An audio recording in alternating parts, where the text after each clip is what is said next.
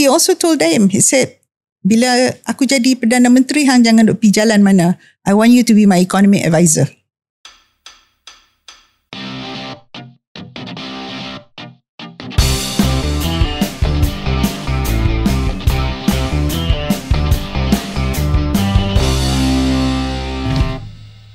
Assalamualaikum warahmatullahi wabarakatuh dan selamat datang ke episod khas Keluar Sekejap bersama dengan saya KJ. Saya Syaril Hamdan.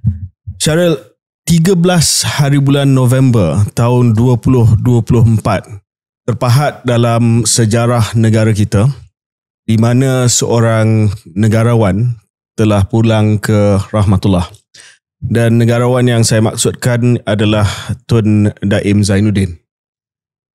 Jika kita ada istilah political giants pada mana-mana negara, di Malaysia ni biasanya political giants ni kita bagi istilah ni kepada mereka yang sudah mencapai jawatan Perdana Menteri, timbalan Perdana Menteri, mereka yang disemadikan di Mahkamah Pahlawan, Istana Negara.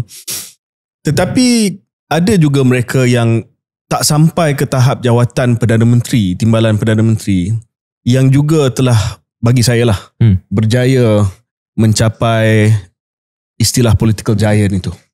Dan bagi saya, Tun Daim Zainuddin adalah salah seorang political giant. Bukan hanya dalam UMNO tetapi dalam Malaysia. Peranan beliau sebagai seorang ahli politik, peranan beliau sebagai seorang arkitek ekonomi negara dan Melayu, peranan beliau sebagai seorang sahabat ataupun confidant kepada Tun Dr Mahathir, dan legasi beliau yang boleh dikatakan sekarang ini contested ya, sebab kita pun nak tahu juga apa sebenarnya legasi yang perlu kita tahu tentang Tun Daim Zainuddin. Syaril, saya tak pasti Syaril ada pernah ada peluang untuk jumpa dengan Allahyarham almarhum Tun ataupun tidak. Tetapi apa pandangan Syaril tentang Tun Daim bila dengar nama Tun Daim tu? So, saya ada peluang bukan berjumpa dua orang, tapi saya pernah ada dalam satu forum yang somehow dia ada kat situ untuk menonton forum itu. Dan itu satu-satunya kali saya bertemu dengan almarhum. Tapi soalan yang lebih khusus yang KJ tujukan itu yang paling tepat mungkin untuk kita buka episod ini, iaitu apakah pandangan kita berdua tentang legasi Allahyarham Tun Daim. Saya seorang yang berusia lebih kurang sedekat muda daripada KJ. Saya membesar, saya lahir tahun 85, saya membesar tahun remaja dalam tahun 90-an, krisis ekonomi Asia, and then awal 2000 sebelum pergi ke universiti. Nama Tun Daim ini seperti mana KJ sebut sebagai giant dalam consciousness saya dan generasi saya yang mungkin minat sikit tentang politik. Memang itulah juga istilah yang kita gunakan. Sebagai seorang yang nombor satu sinonim dengan Tun Mahathir, saya fikir tak boleh, untuk generasi saya lah, tak boleh diasingkan dua figura itu. Atau kalau nak cakap tentang Tun Daim, akan cakap tentang Tun Mahathir dan vice versa. Maka dari situ pun kita boleh lihat the contestedness of Tun Daim punya legacy pun terikat dengan, saya fikir, the contestedness of Tun Mahathir's legacy. Walaupun Tun Mahathir masih lagi bersama dengan kita, tapi sekarang pun dah kita boleh bahaskan tentang apakah sebenarnya kesan positif ataupun kesan yang tidak positif pemerintahan kepimpinan Tun Mahathir selama 20 lebih tahun dan kemudian 22 bulan. So itu satu. Kedua, sebagai individu sendiri yang tidak kita perlu fikir legasi itu terlalu 100% terikat dengan Tun Mahathir. To the extent Tun Daim has an independent legacy, which of course he does have in the public consciousness. Satu perkara yang jelas ialah tahap kekayaan beliau itu. Yang tidak semestinya kalau seseorang itu ada tahap kekayaan maka itu bermasalah. Tetapi tahap kekayaan itu dan bagaimana ia tangle atau entangle terikat bersama dengan soal politik. bahasa Melayu ni macam mana kita nak istilahkan dia? Basically the entanglement of terkait lah. Dia terkait dengan kedudukan politik dan kekuasaan. Beliau bukan satu-satunya individu, tetapi beliau menjadi mungkin simbol, kalau kita nak reduce to one person that signified 1990s punya entanglement between power and money. Tun Daim is on top of the list. Dan banyak pegangan kekayaan beliau juga tidak secara langsung dipegang oleh Tun. Itu yang menjadi benar. Itu pun satu lagi juga ciri ataupun sifat era tersebut. Betul. Di mana kekayaan itu macam kita boleh ada kepercayaan bahawa itu akhirnya milik beliau, tetapi atas kertas mungkin tidak. So there is a bit of dari segi transparansi, ketelusan itu yang menjadi mungkin momen pada ketika itu, itulah realitinya. And he signifies it, whether fairly or unfairly. Cara saya berkesempatan dan ada peluang jumpa dengan beliau banyak kali juga. Tetapi ada satu perkara yang mungkin ramai yang tak tahu. Antara peluang pertama saya muncul di khalayak ramai adalah kerana almarhum Tun Daim. Bila? Masa tu saya baru saja habis selesai pengajian saya di UK. Tunggu work permit saya nak ke The Economist kat London. So saya ada beberapa bulan di Malaysia ni. Ada seorang sahabat saya yang kerja di National Economic Action Council. Pada waktu itu tahun 1999 ditubuhkan untuk menstabilkan negara dan ekonomi kita selepas krisis kewangan Asia. Dan ada keperluan untuk, pada waktu itu reformasi Anwar dah kena tangkap semua. So ada keperluan daripada pihak kerajaan untuk menggerakkan satu kempen komunikasi yang boleh menurunkan suhu politik pada waktu itu. So Tun dengan masa itu Effendi Nawawi, sekarang ni Tan Sri, telah pun mengilhamkan satu political chat show. This is the first political chat show. This is the first before KS. Dan host ataupun anchor bahasa Melayu dia adalah Datuk Seri Osman Said. Host Englishnya, bahasa Inggerisnya adalah Christine Edwards, tapi separuh jalan I replaced her. You believe that I saw you then? Really? Yes, I was a child. So it was Tun Daim, because I went to see him. Dan dia kata kat saya, okay, you ada masa sikit, and you know, I don't know, he may have taken a liking to me, whatever, and then he said, go see this person and go get it done. And that was it. Just instructions like that. And I turned up, and sure enough, because Tun Daim's word was carried a lot of weight, everyone just accommodated me lah. And secondly, my personal reflection yang saya nak sampaikan adalah dalam kerjaya politik saya, bila saya ada pertemuan satu-satu, one-on-one dengan orang politik ni, the most piercing observations yang saya dapat daripada pertemuan one-on-one ni, daripada dua orang. Satu daripada Lee Kuan Yew. I had 2 sit-downs with him, and I mean, I can understand why he has this reputation of having a Rolls-Royce mind. And the other one was Tun Daim. And that's probably why Tun Mahathir sent Tun Daim to negotiate with Lee Kuan Yew. Oh, I thought to see you. No. Can I add one more? Because saya rasa tak lengkap kita cakap tentang pandangan kita tentang legasi almarhum ni. Yes, saya sebut tadi tentang tahap kekayaan. Tapi saya rasa tak lengkap kalau kita tak juga adil dalam legasi tersebut mengatakan bahawa beliau juga menjadi simbol, signifier ketokohan korporat dalam lewat abad 20-an di Malaysia. Dalam menyusun bagaimana corporate Malaysia worked at the time, beliau juga menjadi simbol. So legacy dia contested. And corporate Malays. In particular. Not just corporate Malaysia, but especially corporate Malays. I think that's the point. Correct. So benda ni semua dia terkait dalam satu campuran legasi. Sebab ketokohan korporat itulah mungkin ada dakwaan ataupun tuduhan-tuduhan tertentu yang tak berapa cantik. Tapi ketokohan korporat itu tak dinafikan. So that's what we mean when we talk about some of these figures yang mempunyai legasi yang contested. Tapi secara mungkin, untuk melaksanakan sesuatu yang berkesan pada masa itu. Again, creature of time, the model that was most effective in Tun Mahathir's mind was basically orang yang pegang aset UMNO adalah juga bendahari UMNO dan juga adalah Menteri Kewangan.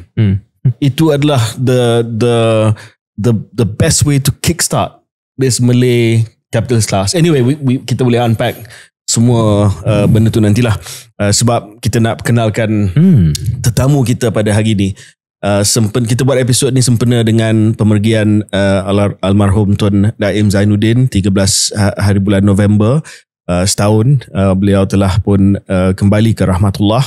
Dan hari ni kita sangat-sangat bersahati keluar sekejap untuk mengalu-alukan kehadiran Toh Puan Naimah Abdul Khalid. Apa khabar Toh Puan? Khabar baik. Thank you. Toh Puan, saya tak pasti apa perasaan Toh Puan mendengar introduction ataupun mukadimah saya dengan Syaril tadi. Tapi sebelum kita pergi kepada perkara-perkara yang lebih serius, mungkin kita nak mula sikit lah dengan kisah yang lebih bersifat peribadi. Ramai yang sebenarnya tak tahu sangat tentang Tun Daim. Bila dengar nama Tun Daim, this is Mahathir's fixer, this was the economic czar, ini adalah pakar ekonomi negara kita, terutamanya sewaktu ada krisis dan sebagainya. This is the power behind the throne of Mahathir. Tapi ramai tak tahu latar belakang Tun Daim, datang daripada mana, daripada Kedah, tidak terus masuk ke dalam bidang perniagaan tetapi layak sebagai seorang peguam dulu, magistrate, kemudian selepas tu barulah membuat keputusan. Mungkin Toh Puan mula sikit dengan Tun Daim yang kita tak tahu asal usulnya. Arwah suami saya orang Kedah. He was very proud Kedah boy. Dia, I think there's 13 adik-beradik dalam family dia, and dia yang bongsu sekali. So bapak dia dulu kerja civil service and then retired and jadi estate agent ke land broker, business sikit lah. And then Daim pergi dia keluarga kaya ke? Daripada golongan bangsawan ke? No. Tak. And then kalau Melayu masa tu, kalau kaya pun yang ada tanah saja. Bukan yang ada business, cash or whatever. So mostly tanah. Because bila masa dia nak pergi study kat London, mak dia jual tanah to support dia macam ni. But Daim tu dia very clever. So masa dia nak pergi London, dia kena naik boat, kapal.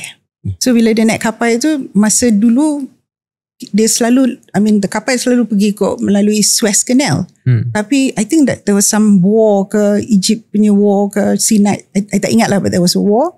So dia kena lalu through the African continent, Cape. So belum dia naik kat kapal tu, kapal tu kat Penang. So dia berhenti, dia berkedah, dia pergi Penang, dia beli all the law books. So sepanjang dia punya perjalanan tu, dia baca. And then masa tu jugalah yang dia fell in love with Africa. He said, I think maybe he was a young man. And then dia stop kan, kapal kena stop kat Durban ke, kat Cape Town, all the ports lah. So dia belajar. Jadi bila dia sampai saja ke London masa tu, dalam I think the first 6 months ke, dia dah ambil exam.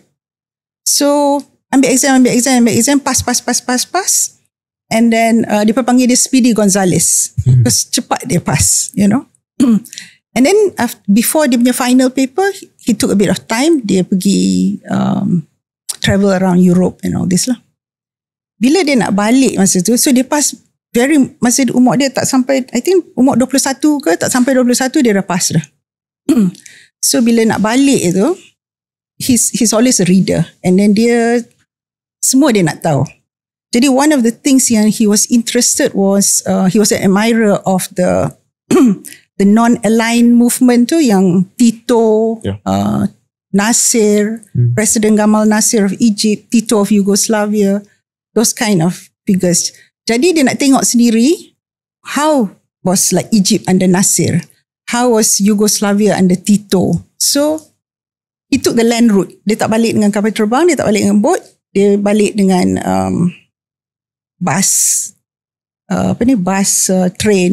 So he went around Europe, he went to Egypt and he went to Yugoslavia and he wanted to see lah. But he said the sad part was he was very disappointed.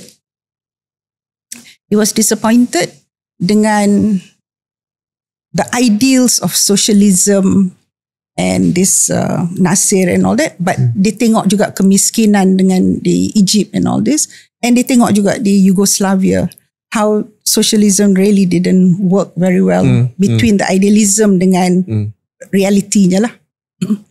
So dia balik through land route and then sampai ke Thailand, Kedah, balik ke Alosa lah.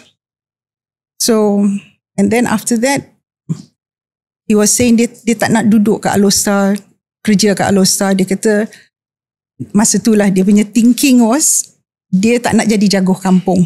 And jaguh kampung yang dia tak nak tu is only from Alosa to Kuala Lumpur saja.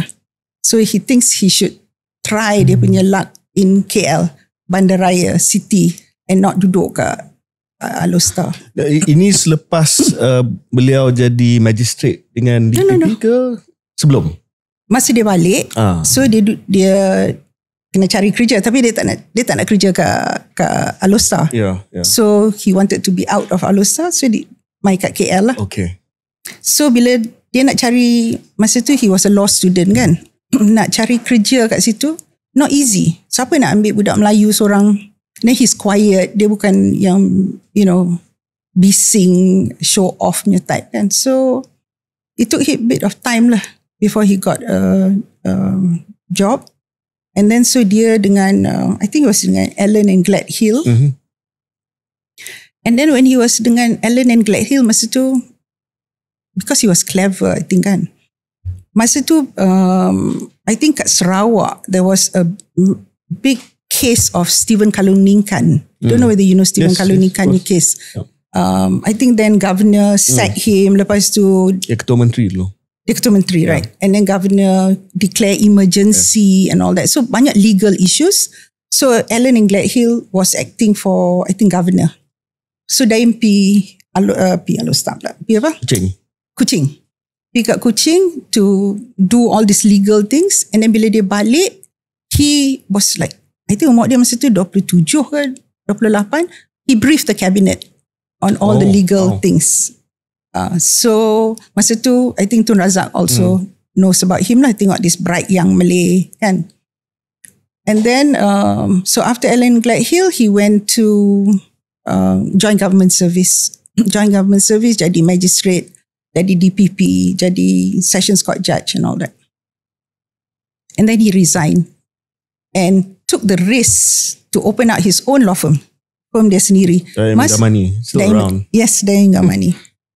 So bila dia ambil the risk to open the business, dia tahu bukan senang budak Melayu seorang masa tu. You're talking about tahun 60-an. 60-an is what, 40, 65 tahun sudah kan? Yeah, even before dasar ekonomi baru. Long before this. But he took the risk. He said masa tu bila business yang the big business, katalah your Jardine Matheson ke, your Harrison's Crossfield ke, still Mak Saleh control. All Mak Saleh control. Dia bagi legal work kat siapa? Dia bagi kat Screen, dia bagi kat Shen, dia bagi kat Ellen Glad Hill, all the Mak Saleh firms. Then for the big Chinese business yang ada, dia bagi kat Chinese business, ni legal firm. So Daim and Gamani, satu Melayu, satu India, nak pergi mana? You know, there was no corporate work to be done. Jadi they could do only criminal law matters. So criminal law matters, you don't make much money. Kadang-kadang dia dapat kes besar, yes, you get big money, but otherwise kes kecil-kecil sajalah. So masa tu dah Daim kata, I cannot, kalau dia nak be successful and make money ke, he cannot rely on law firm. So that's when they went into business lah. Cara, that's a great origin story. Sebab kebanyakan daripada big tokoh-tokoh nasionalis Melayu ni, dia ada worldview macam tu. Worldview di mana dia nampak ada structural inequity, syarikat-syarikat yang dimiliki oleh penjajah pada masa tu bagi peluang kepada syarikat penjajah lain, syarikat-syarikat bukan Melayu bagi. This was pre-DEB, pre Tun Razak. So mungkin kita akan sampai ke worldview Tun Daim kemudian lah, how that evolved. Saya nak menyambut apa yang KJ gambarkan tadi tu untuk tanya Toh Puan. Sebab sebelum seseorang itu mempunyai gambaran structural inequality yang mungkin mendorong tindakan-tindakan selepas itu, cuma nak tanya more intimate question I suppose, iaitu dari sepaham Toh Puan, adakah macam mana almarhum mempunyai atau membina cita-cita, the ambition to tidak menjadi jago kampung dalam istilah dia sendirilah, dan mahu melihat dunia, mahu mempelajari dunia. What was it in his psychology yang membuatkan beliau ke arah situ, as far as you know? I think kan, that era tu, they like to read. Dia pun selalu baca. One time I was having lunch dengan Dr. Mahathir. I said, can you explain pasal apa this Alostar ni? I from Penang, so kita cosmopolitan lah from the city. I said, Kedah Alostar kan?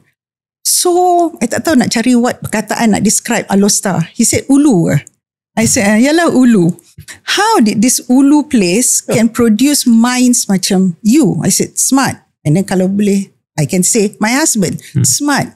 You get somebody like ranjau sepanjang jalan. You know, all these things, macam mana you can get? He said, we read. We read, selalu you baca. And masa tu juga, I cannot remember the name yang Dr. Mahathir kata, Tun Mahathir kata, there was a sultan yang hantar a lot of the young Malays pergi overseas.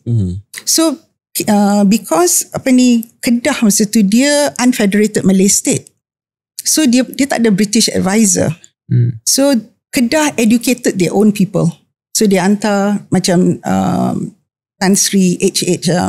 Anafiah, accountant, first Malay accountant pergi from Kedah.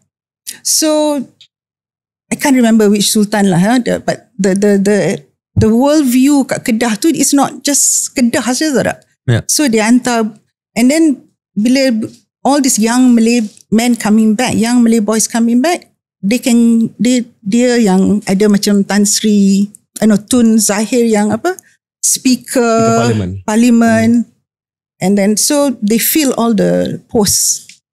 And then according to Dr. Tun Mahathir, dia kata bila kita dapat kemerdekaan, bila Tengku Abdul Rahman jadi Prime Minister, banyak ada dia boleh ambil orang Kedah yang dah ada position. Kalau you pergi Federated Malay States, katalah the head of education, Mat Saleh. The head of land and mine, Mat Saleh. The head of apa tak tahu lah, is Mat Saleh. But Kedah, they had Malays. So they were always reading, they were quite educated. There was something about the cosmopolitanism of Kedah yang saya pun faham, because my mother was also same vintage, you know. Sultan Abdul Hamid College, in English. Just more curious. Yeah, there was something about that milieu at that point in time, you know. Tapi Toh Puan, balik kepada cerita origin Tun Daim ni. Okay, kita dah cerita dia punya latar belakang, kita dah pergi ke kerjaya beliau sebagai seorang peguam, sebagai seorang magistrate, dan pada kalau tak silap saya awal 70-an, he decided that he's going to go into business. Untuk pendengar dan penonton KS, tahun awal 70-an, 73 kalau tak silap saya, pada masa tu saya rasa tak ada langsung lah pemaju Melayu, terutama di Kuala Lumpur. You know, all the massive tracts were owned either by foreigners or by non-Malays. Dan antara pemaju, developer pertama Melayu di KL pada masa itu adalah actually Tun Daim. Telah menubuhkan syarikat Maluri Sendirian Berhad. You know, I went to school in Taman Bukit Maluri. Oh really? Dia ke? Oh, wow. Taman Bukit Maluri, Sekolah Kebangsaan dan Sekolah Menengah After Shah Dia Alam. ke? There you go. So yeah, So I owe a lot to the yeah. Maluri. So pada masa tu memang tak ada apa-apa kat Maluri lah. In the 70s. I don't know, but yeah. There was nothing there. Dan Tun Daim beranikan diri dalam keadaan I think NEP pun baru nak mula lah, 73. Tun Razak took over 74.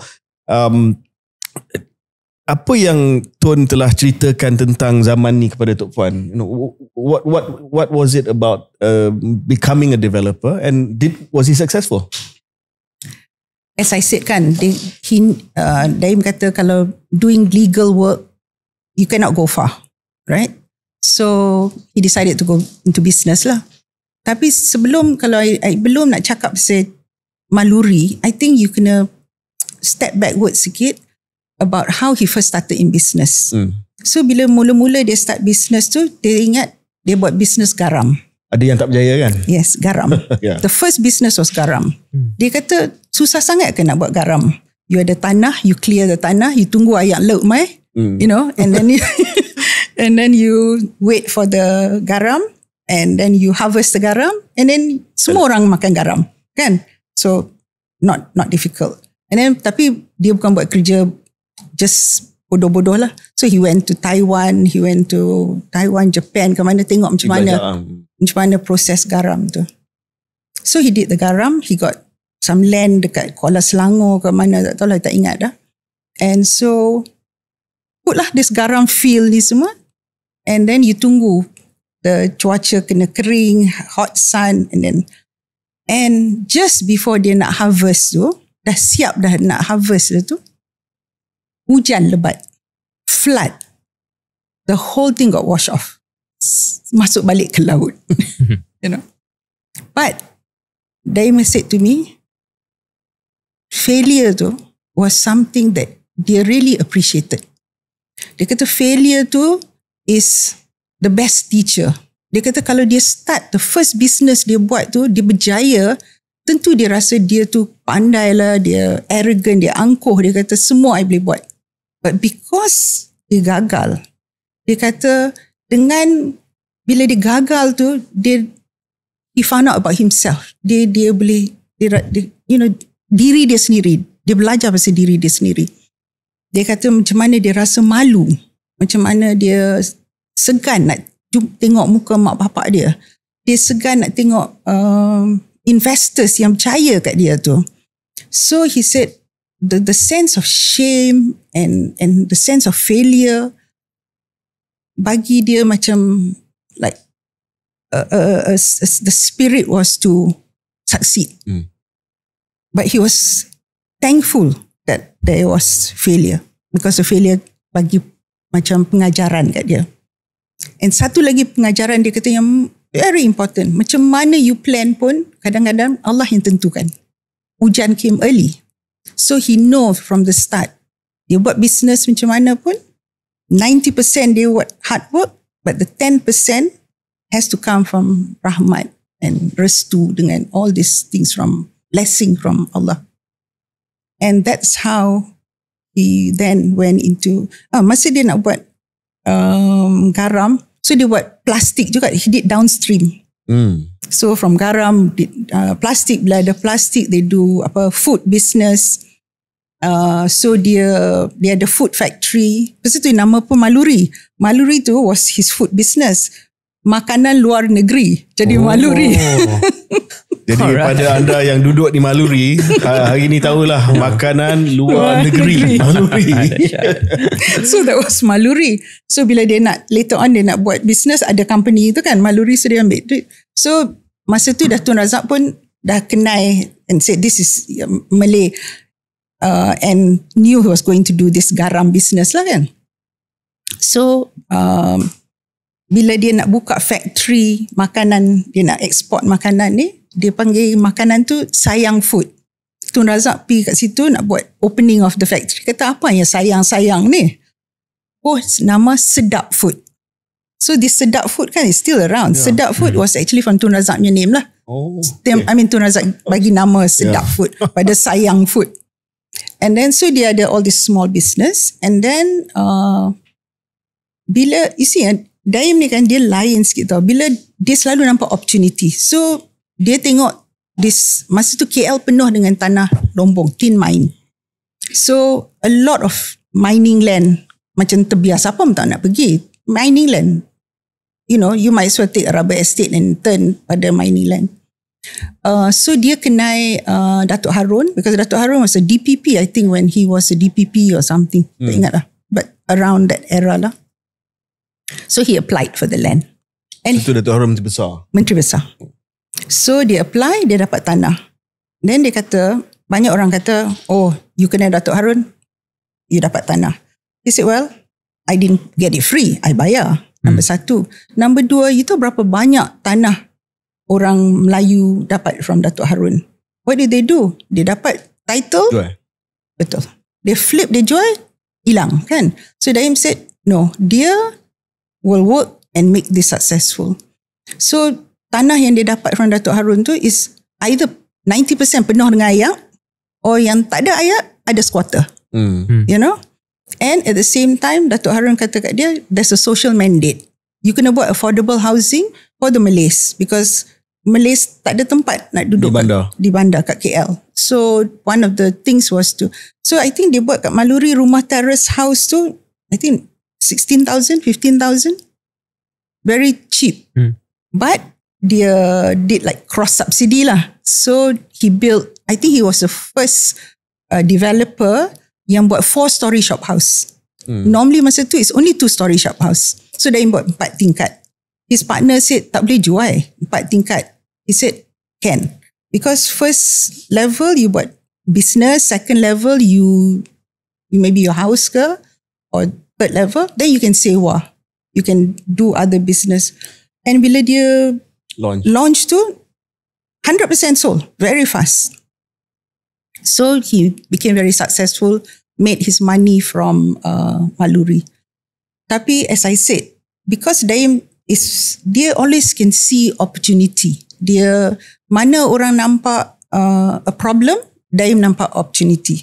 So tanah lombong, they can see development. And he worked very hard dengan, you know, masa dia kata bila tanah lombong tu, put piling hilang, put piling hilang, you know, how to build kan. But he managed. Masa in early 1980 ke, late 70, tak ingat, France nationalised all dia punya, a lot of industry, including dia punya banks. Daim knows masa tu, Malaysian government do not allow foreign government to hold bank license. So, they tahu, there was a French bank kat Malaysia, Indo-Suez Bank, I think.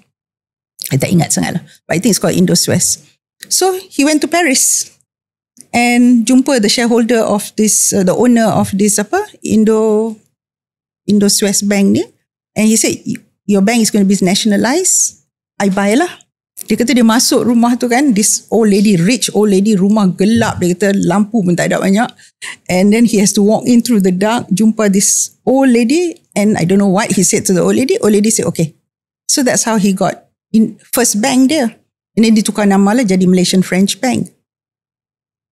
Then masa, for example, bila Vietnam War, orang nampak Vietnam War, but Daim masa tu was doing iron ke, rod iron ke, steel business.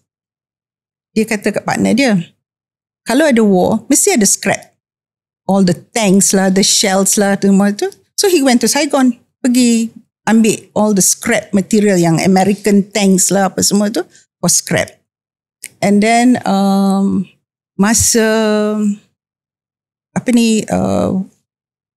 when we live overseas for some time. Bila Daim dah retire and all that, we live overseas. There was, I think it was post-recession, or, you know, a lot of either US or the Europe and all that were coming out from some economic thing. And Daim said, let's buy business and assets. I was like, sweetheart, you tengok tak semua tutup, bankrupt, for sale. And he said, kita ni kan macam fireman, kita bomba. Bila ada satu bangunan yang on fire, semua orang lari keluar, masa itulah kita masuk. and we will buy. So we buy at that. So, and then when we started the banks, he wanted to go into Eastern Europe. Again, I asked him, Eastern Europe, post-Soviet, siapa yang nak? What banking business is there? He said, no, the economy is in transition.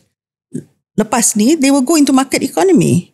So we got into a few banks in Eastern Europe. And then by the time that the market economy was booming, our license was so valuable because bukan banyak orang yang ada license bank. So we can sell it for actually a lot of money lah masa tu. Toh Puan, saya rasa itu satu penjelasan yang sangat detail. Sets the stage for the next phase of Tun's life yang kita nak bincang selepas ini. Tetapi saya ada soalan terakhir tentang this part of his life. So dia dah berjaya sebagai seorang pemaju maluri. Ada juga perdagangan dalam keluli or scrap metal. Of course, the Indo-Suez Bank became the Malaysian French Bank, which later became UMBC. He sold that stake and it became UMBC later. Adakah adil untuk kita cakap by the early 80s, by today's standards, Tun Daim was a multi-millionaire already? Yes, definitely. So when we were trying to calculate how much was his wealth before dia masuk government. So there was maluri, he had a lot of how do I put it? Daim kan one time told me, he said, I got 3 loves. I said, what? Banking, property development and the stock market. So I said, and where am I? And he said, somewhere there lah. Carilah kat mana, kat situ kan. So he was also very active in stock market. So he had 30% of Nestle. He had masa tu Syme, and then TV3, Consplant, Cold Storage. Semualah. Nestle, macam lah. You kalau nak tulis list tu panjang juga kan. So we calculated, and we were sitting down calculating his list. So I think it was about 600 ke 700 million ringgit. Masa tu, you're talking about early 80s, right? And then so my Amir kata, Bapak, if you ambil this 600-700 million ni, you masuk dalam just a simple index link stock lah, tracker tu kan, you'll be very rich today. You'll be like 40 million, a billion. You'll be 40 billion. And then you tak payah buat apa. Just put the money in that tracker tu, the index, and then 40 billion. Then Daim said, then I would have had a very boring life. I would be very rich, but I'd be a very boring life. Tiap-tiap bulan tengok statement saja. You know? Khalid, why don't we take a break before we go into the exciting part of the life? Okay. Yeah, okay. Kita akan kembali selepas ini.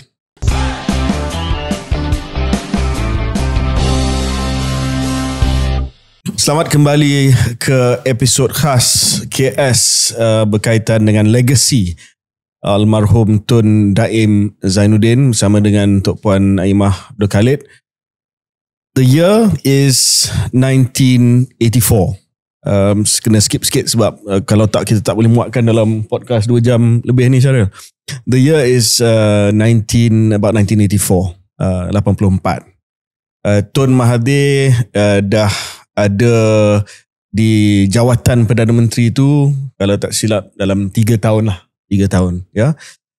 Tetapi dia ada seorang rival dalam UMNO, dalam bentuk Yang Mulia Tengku Razali Hamzah, yang juga pada masa itu adalah Menteri Kewangan, dan juga adalah seorang yang telah memulakan perniagaan dalam UMNO. Ramai yang kata Tun Daim yang mulakan, tapi banyak perniagaan ni mula zaman Tengku Razali, the Fleet Group, etc. But in 1984, Tun Daim telah pun diminta untuk tinggalkan dia punya perniagaan yang tadi kita ceritakan dah berjaya berkumpul kekayaan yang luar biasa pada masa itu untuk seorang peniaga Melayu. Dan beliau telah pun menggantikan Tengku Razali selepas Tengku Razali kalau tak silap tewas daripada Tun Musa pemilihan timbalan Presiden UMNO, was asked to leave cabinet as finance minister. Tun Daim came in as the finance minister. Context. Daryl, I mean, you're doing well now in the private sector, like Tun Daim was doing well. No, I mean, langit bumi. Segue. Langit dan bumi. Sebelum kita tanya soalan kepada Toh Puan, right? I mean, Toh Puan said his life is boring, want it to be exciting and all that. Tapi if you're really minting it, right? And suddenly this guy who you sort of know from Kedah, says, hey, come and serve as the treasurer for Bendahari UMNO dan juga Menteri Kewangan. What do you think? That point in time lah. Yeah. Melainkan there was a bigger mission. I don't know if this analogy works at all. Daim Zainuddin dan Syarif Hamdan. Tapi dalam cara yang tak sempurna langsung, saya ada satu momen kecil lah. I wasn't doing anywhere near that amount. Tapi kan saya ada satu kerjaya korporat dalam umur 20-an. Kemudian saya ditelefon oleh Kari Jamaluddin untuk meninggalkan kerjaya korporat tersebut jadi Esko Pemuda UMNO. So in my very very small way, I don't know if I can relate, but that's a small relation kepada proses itu. But on a serious point, sebagai seorang yang mempunyai kedudukan, kekayaan dan juga cita-cita yang lebih besar pada ketika itu, almarhum, saya yakin apa yang KJ sebut di akhir soalan tadi tu sebenarnya jawapannya mempunyai misi yang lebih besar. Because untuk meninggalkan kerjaya tersebut ataupun jalur tersebut, yang mana saya yakin kalau dia tak masuk ke dunia politik ataupun kerajaan dan pentadbiran, banyak lagi sebenarnya yang boleh buat. It's not just about money, right? Ada juga misi dalam sektor swasta untuk menjadi lebih berjaya di pentas dunia yang boleh almarhum buat, tapi barangkali ada a bigger calling. Toh Puan, tadi Toh Puan ceritakan Tun Daim zaman beliau seorang pelajar belayar ke UK, singgah nak pergi tengok negara-negara non-aligned. Maknanya dia dah ada curiosity tentang political systems, economic systems. Beliau menceburi bidang perniagaan sebab ada usaha nak menjadikan seorang Melayu yang berjaya dalam konteks ekonomi yang dimiliki oleh bukan warga negara Malaysia dan juga bukan Melayu. Adakah itu the calling that made him say yes to Dr. Mahathir? Because he walked away from hundreds and millions of ringgit. Actually kan, sebenarnya I don't think at that stage there was an issue about a calling. Masa tu Daim dah already had money. The business was running quite well. So he stopped, he took a break. He went off to US. And then he was in Berkeley buat urban planning or something. And so every time Dr. Mahathir kalau dia pergi ke US, dia nanti berletir dengan Daim. Apa you buat kat sini? You're a young Malay. Balik. The country needs you, balik and all that. Then he said, I'm having good time. So always Mahathir will ask, Tun Mahathir will ask him to go back. What was the connection? Adakah mereka kenal sejak Kedah ke? Sejak Kedah. And secondly, Daim punya brother Senawi was good friends dengan Tun Mahathir. And I think Senawi was the one yang bawa Tun Mahathir into politics. I can't remember how lah, but that was, so the background is daripada Kedah, daripada family, that kind of thing. And I think their house is like 2 jalan in between. So anyway, so I don't think so lah masa tu 80-an. So then Dr. Mahathir kata, okay, you jadi member of parliament 1982. And then you just jaga Kedah lah. So Daim said, okay lah, small thing, right? Balik jadi member of parliament, jaga kawasan dia saja. Doesn't take a lot of his time lah, just jaga kawasan dia. So that's okay. And then bila in 84, actually Dr. Mahathir asked on a personal basis, you kena masuk, I need help. Why? Because masa tu UMNO was already ada pergolakan kan dalam UMNO. Tengku Razali had challenged Tun Musa 2 kali. And then so UMNO was not stable. And then Tun Musa was always asking Tun Mahathir, bila you nak change the Menteri Kewangan? Because 2 kali dia challenge the Deputy Prime Minister, the Deputy President, And you still making him, dia masih lagi Menteri Kewangan. At that point, I don't think Dr. Mahathir had siapa yang dia nak ganti. I don't think dia nak ambil from Tun Musa punya team ke, from, I think Tun Mahathir doesn't really have a team kan. Dia bukan, I don't know, you should know better. Later kita discuss. Okay, so he said he knows about Daim. Daim was successful. And dia kata Daim kaya. Because Daim kaya, dia tak payah risau about money politics, all that, no issue. So I think Daim masuk politics was more personal. Pasal personal relationship dia dengan Tun Dr. Mahathir. And also Tun Dr. Mahathir dia kata, I have a lot of business. How do I do this? Banyak I punya business. Macam mana? Tun kata kat dia, small matter lah. You just put it aside, maybe put in a trust ke apa ke. Because masa tu, ministers having business was not such a big deal. Because if you look from MCA punya history, there were a lot of the Chinese ministers MCA yang ada business kan. So bila Daim masuk jadi Menteri Kewangan, he still had his business. But I think Tun Mahathir decided that business and politics and all that. So there was a policy. In 1986 ke? I think about 2 years dah Daim masuk Menteri Kewangan. Tun Dr. Mahathir as Prime Minister said, no cabinet members to have business. Masa tu, the recession was coming in already. I can't remember 85 or 86. Yeah, right thereabouts. Thereabouts. And then, so Daim was in a dilemma. Dia nak buat apa? Sell all his business, which was a lot of business, or resign lah. And said, you ask him, masa janji mula boleh masuk, I just put business kat trust ke apa, and now kena jual. So dalam weighing this dilemma, jual and stay in cabinet, or walk away from cabinet and continue with his business. He said, actually there was no choice. When the country dah ada recession, economic uncertainty, how can he walk away? Dia kata, in good conscience, dia tak boleh keluar and say, forget about it, bye-bye, saya nak buat business. So, he sold. And he also sold not at a very good price. Kalau dia sell in masa earlier, then the market was good. But he sold when the market was going a bit. But that was his sacrifice. He said, tak apalah. So, he had to finish the job of handling the economy. And dia kata bila dah economy stable, GDP when dia buat apa ni, dia clear up all the debt and all that, that's when he said to Dr. Mahathir, I've done my job. Now it's time for me to leave. And so he left. That was in 1991. 91. Tapi sebelum tu Toh Puan, I'll start the discussion. Maybe Syaril want to take over. Ini adalah masa di mana politik dengan bisnes, terutamanya UMNO, sangat-sangat terkait rapat.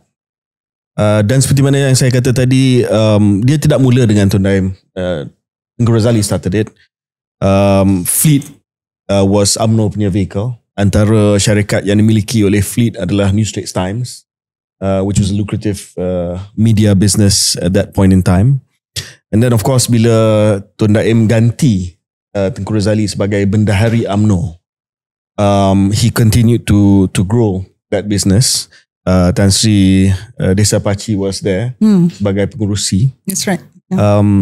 And then beyond Tan Sri Desa Pachi came the new Turks, the young Turks. Ini tak pasti apa hubungan dia dengan UMNO per se. Were they created to support UMNO? Because they clearly were running their own companies.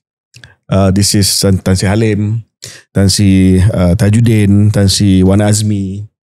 And the perception berkaitan dengan zaman ini adalah, okay, kita take at face value yang Tun Daim liquidated most of his businesses.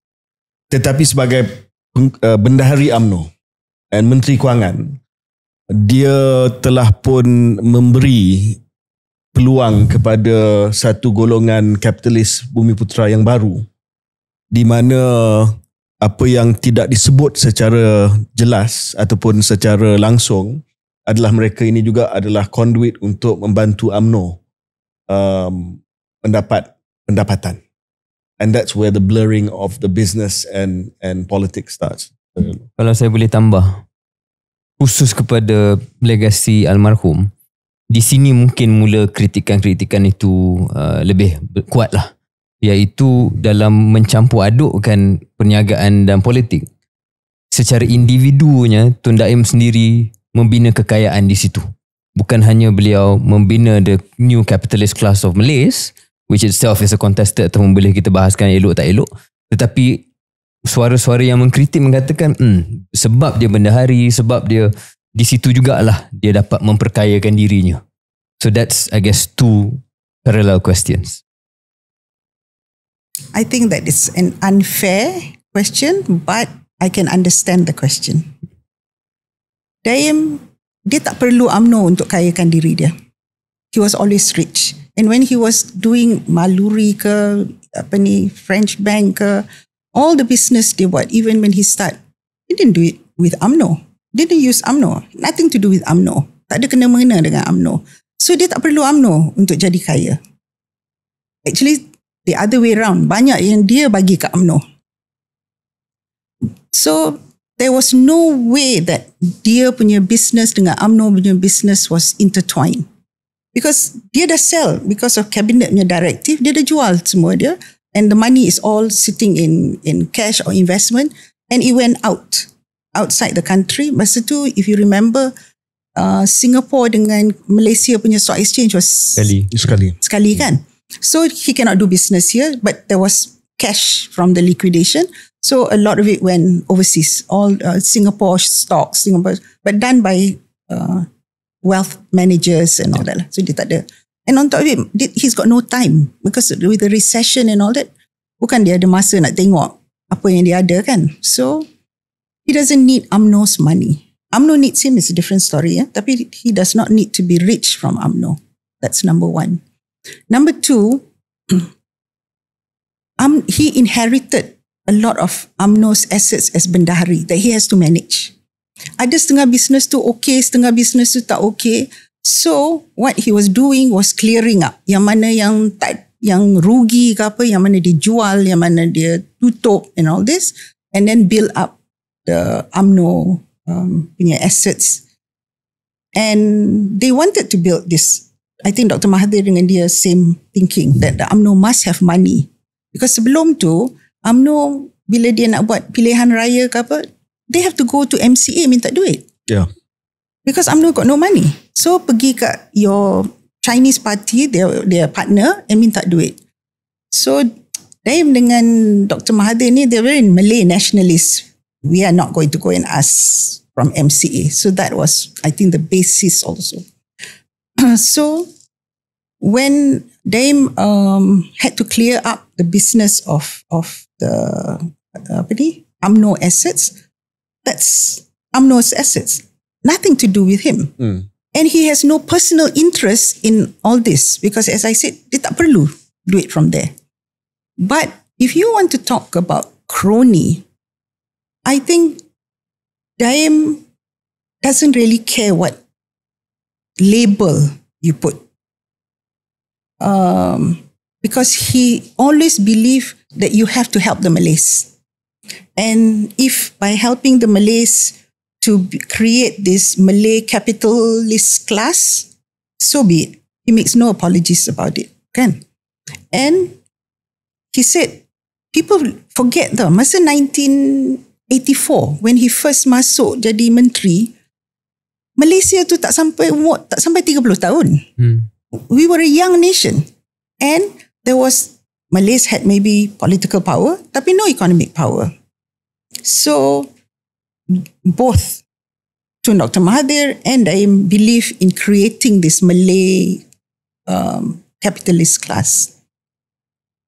The Malay capitalist class, Daim's, what he was telling me, he said, first dia kata you must make the economic pie big.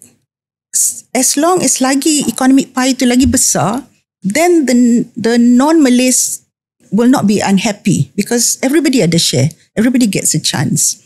Tapi when it comes to nak tolong, then you have to help the Malays because dia kata kita tak ada time nak tunggu scale up, nak tunggu catch up, leapfrog. So that was Daim punya idea. You support. So when it comes to Malay business, you support. And he said the not trickle downstream. Down. Apa tu? Trickle down effect. Trickle down, yes. Thank you. Yang trickle down is that katalah you have Halim who has got a highway.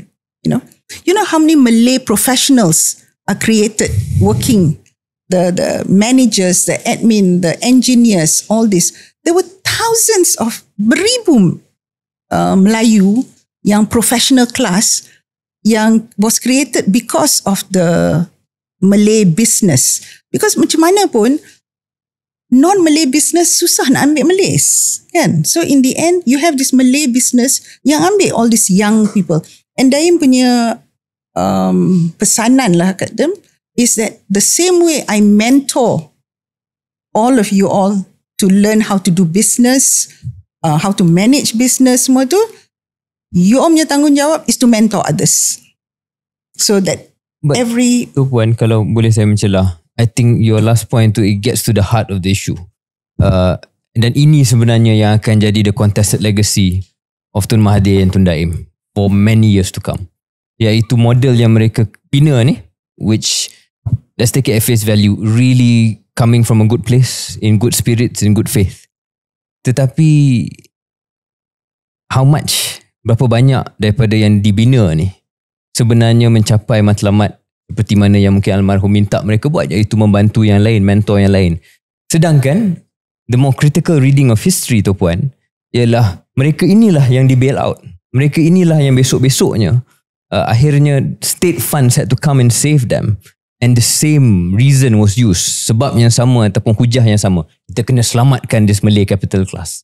No, I disagree. And then, but kalau if you want me to go into this, it's a completely, I think we need another hour. Because I believe, and I also believe this, that after the economic crisis or the financial crisis, a lot of these young Malay businesses were thrown under the bus. There were many non-Malay businesses that survived with help by the government, but people don't talk about it. People cakap only about the Melayus, and how actually these are the poster boys for the failure of the new economic policy. So bila you tengok, when all these Malays are out, what do you have? And you cannot say it's a bailout. Macam mana you call it a bailout if you lose your company? It's not like it's a bailout if the government bagi kat you duit and you still have your company. Because really, a lot of the businesses only needed time because the crisis to crunch to. It's a liquidity thing. Liquidity because of the interest rate and all that. They just needed time. Like Renong, for example, there was another company that has got utang lebih pada Renong. Renong was not the highest saved, right? You just need time. That is something that Daim was upset about. That the Malay businesses and the narrative, bail out. You cannot bail out and the person loses a company. That's not a bailout. It's gone, finished. So they just needed time. They could have been given time, but that's another story. So I'm not going into it because it's faham just, Toh Puan. Tapi and I don't want to also belabor this point. Tapi the optics, for instance, Mbak Tajuddin, he got TRI for telecommunications. Then I think, if I'm not mistaken, 1994 he bought a controlling stake dalam syarikat penerbangan Malaysia, now Malaysian Airlines. After the financial crisis, got in trouble, Tun Daim balik jadi Menteri Kewangan, beli balik saham dia pada harga asal yang dia beli, yang jauh rendah daripada harga pasaran. So that is the persepsi yang Syarif maksudkan tadi lah. Sure. But many people forget yang in the 90s tu, who was the Minister of Finance? You know, everybody thinks that Daim yang duk bagi kat all these young people. But actually Daim retired in 91. Sure. Yeah. So it was not Daim. But when it came to Tajuddin, masa they thought that Mas was not handling it. Because Daim believe in this this concept that you have to put your money where your mouth is, kan? Kalau you Skin in the game lah. Skin in the game, that's right, skin in the game. So macam as I told you before, he doesn't believe in this GLCs and GLICs. Yeah. I understand you punya your understanding. I mean your philosophy that instead of bagi kat satu orang, bagi kat institution, and institution tu will give to everybody. But Daim doesn't believe in that. Dia kata kalau if that person tak put dia punya money inside there, rugi ke, untung ke, tak kisah. Because tiap-tiap bulan dapat gaji anyway. And then with the high income policy or whatever, they were all making money, dapat gaji. Tapi duit, bukan duit sendiri yang tu. So he believe kalau duit you jaga lain, right? And then even like in Tajuddin's case, so they thought that Mas was not run very well. And I think there was a lot of complaints about Mas. And so they asked, I think Tajuddin wanted to buy, they said okay. But because Tajuddin was going to get a controlling stake, they asked him to buy at a premium to the market price. So Tajuddin paid higher than the market price when he bought it. So when there was a complaint about Mas again, and the government wanted back the shares, Tajuddin's argument was very simple. You're getting back the thing with the controlling stake. You pay me what I pay you back. And there were many people who went to negotiate with Tajuddin to get it back. He didn't want to sell it. So in the end, they either said, okay, we'll take it back at that price, or he just does what he wanted to do lah. So Syaril, saya pernah ada perbincangan yang dimaksudkan oleh Toh Puan tadi bersama dengan almarhum. Just basically the two different approaches lah. Because apa yang berlaku selepas krisis kewangan Asia, lepas tu Pak Lah mengambil alih daripada Tun Mahathir, then the GLC transformation started. Banyak pegangan yang dahulunya dipegang sama ada oleh Malay capitalist class ataupun oleh UMNO dan sebagainya, dipindahkan kepada GLC. And Tun of course did not agree to that lah, because he believed in the entrepreneurial spirit, skin in the game. And just an aside from that, I want to ask you, do you think ada overcorrection sikit di mana terlalu banyak sekarang ni pegangan kita dalam GLC dan GLIC? Of course maybe not the two extremes lah. Maybe the other extreme of the 80s kita dah tengok dia punya pengalaman dia. Tapi did we overcorrect? I think there is an argument yang ke arah itu. Dan saya rasa legacy this second model ni, this GLC model lah kalau kita pemudahkan, akan ditentukan 10 tahun lagi. Antara hari ni dengan 10 tahun daripada hari ni, adakah GLC sekarang ni yang telah memiliki begitu banyak aset boleh menjadi catalyst ataupun pencetus kepada dia dah menjadi pencetus kepada I think a managerial and professional class. Dia belum lagi menjadi pencetus kepada wealth creator yang begitu banyak. Adalah, tapi begitu banyak tu belum mencapai matlamat lagi. So I think in 10 years we will know, kalau tanya saya lah, because you need to give time for what it is, what the goals are to test sama ada dia capai ke tak matlamat itu. But that's a long time, because the GLC started from 2004 transformation 04. So you're talking of 20 years. And then you're talking another 10 years, 30 tahun. I don't think so, because when you have GLCs, you're crowding out private sector. So they would argue they want to be crowding in. So itu yang saya sebut. I think this is the last phase that people can be patient on, this crowding in narrative. And kalau dia boleh siapkan bukti dalam masa 10 tahun lagi bahawa there is catalytic crowding in. Pandangan saya that's quite a long time lah.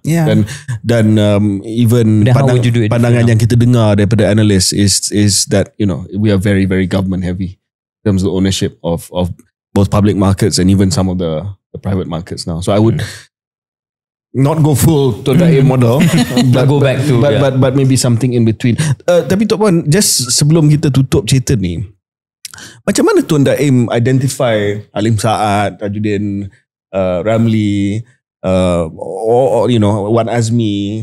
Adakah mereka kenalan ataupun how did he identify these people? I mean, masa dulu they work with him in Premba, but I think Tajuddin didn't work with him in Premba. Azmi, Halim, Razali, Hassan, those are the people. And then they went out on their own. I think masa tu Daim left already ke? Timing I'm not sure lah. But they left on their own. Macam like highway. Halim saw UEM. He wanted to buy UEM. Masa tu I think UEM was a Singapore company lah. Kan, it was available, he bought. So they were trained by Daim to go out and take risks. So they went out. And but Daim has no interest in personal interest, bukan dia ada share dalam all this. And so the thing about Daim is that he believes so much in the young people, the potential of young people. I mean, if you look, you punya cerita yang you were what, 22 years old? Yeah, 22. No. It's okay. Throw them dalam pool deep end, swim, okay. Sink, too bad lah. Goodbye. So it's not like everyone is a success story. Ada banyak yang tak jadi pun. But he really ada macam trust ke, confidence ke. He said these young people, you give them the chance, they can succeed. So, but the thing is that there was not just these people. Orang nampak saja because these were successful people kan. So nampaklah Halim ke, Tajuddin ke, or Azmi and all that. But everybody yang datang kat dia and minta tolong, Daim always tolong.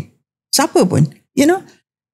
Daim is, dulu kan, we katalah pagi-pagi, we all selalu suka pergi pasar tani.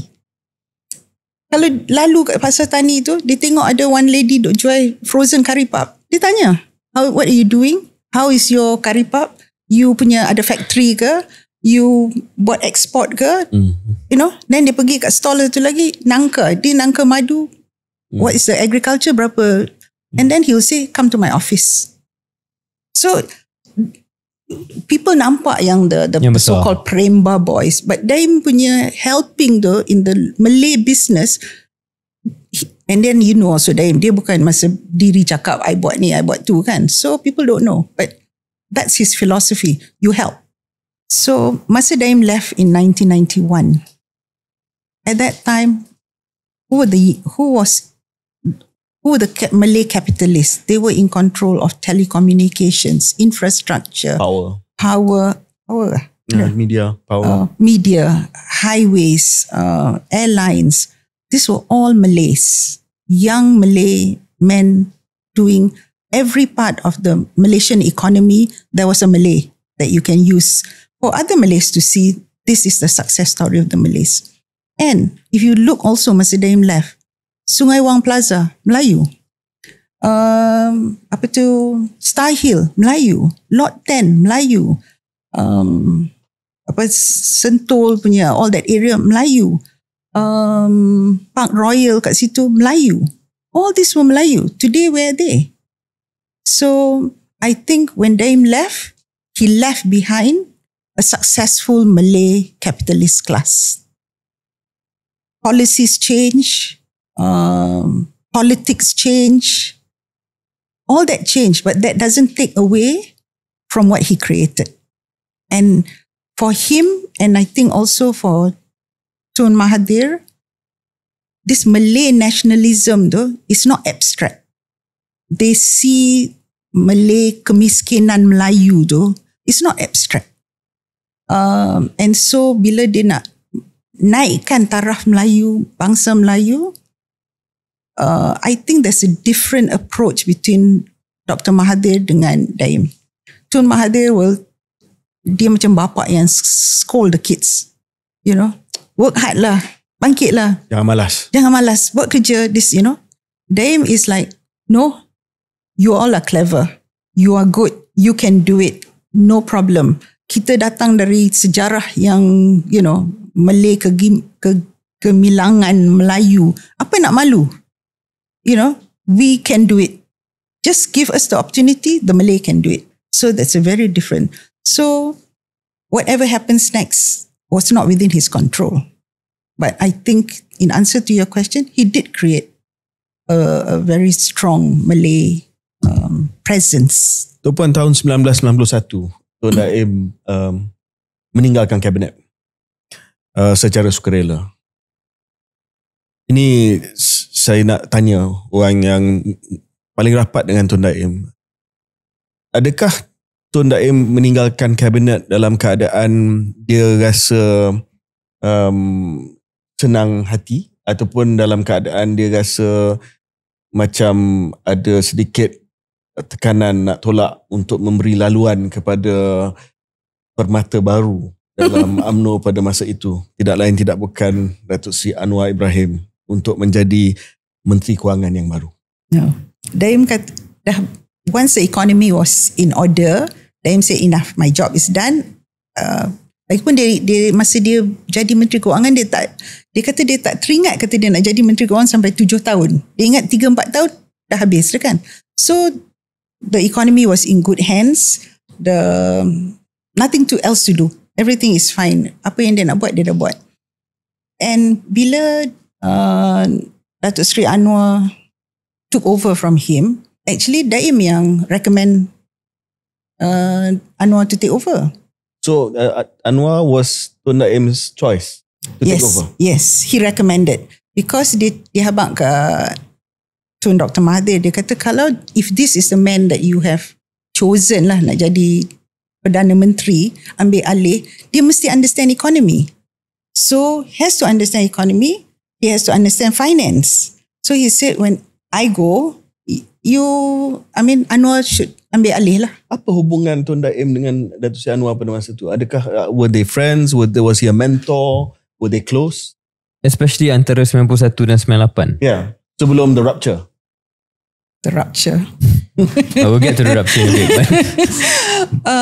Yeah, they were good friends. Masa bila Daim nak jadi Menteri Kewangan pun, one of the persons yang dia tanya, opinion was Anwar.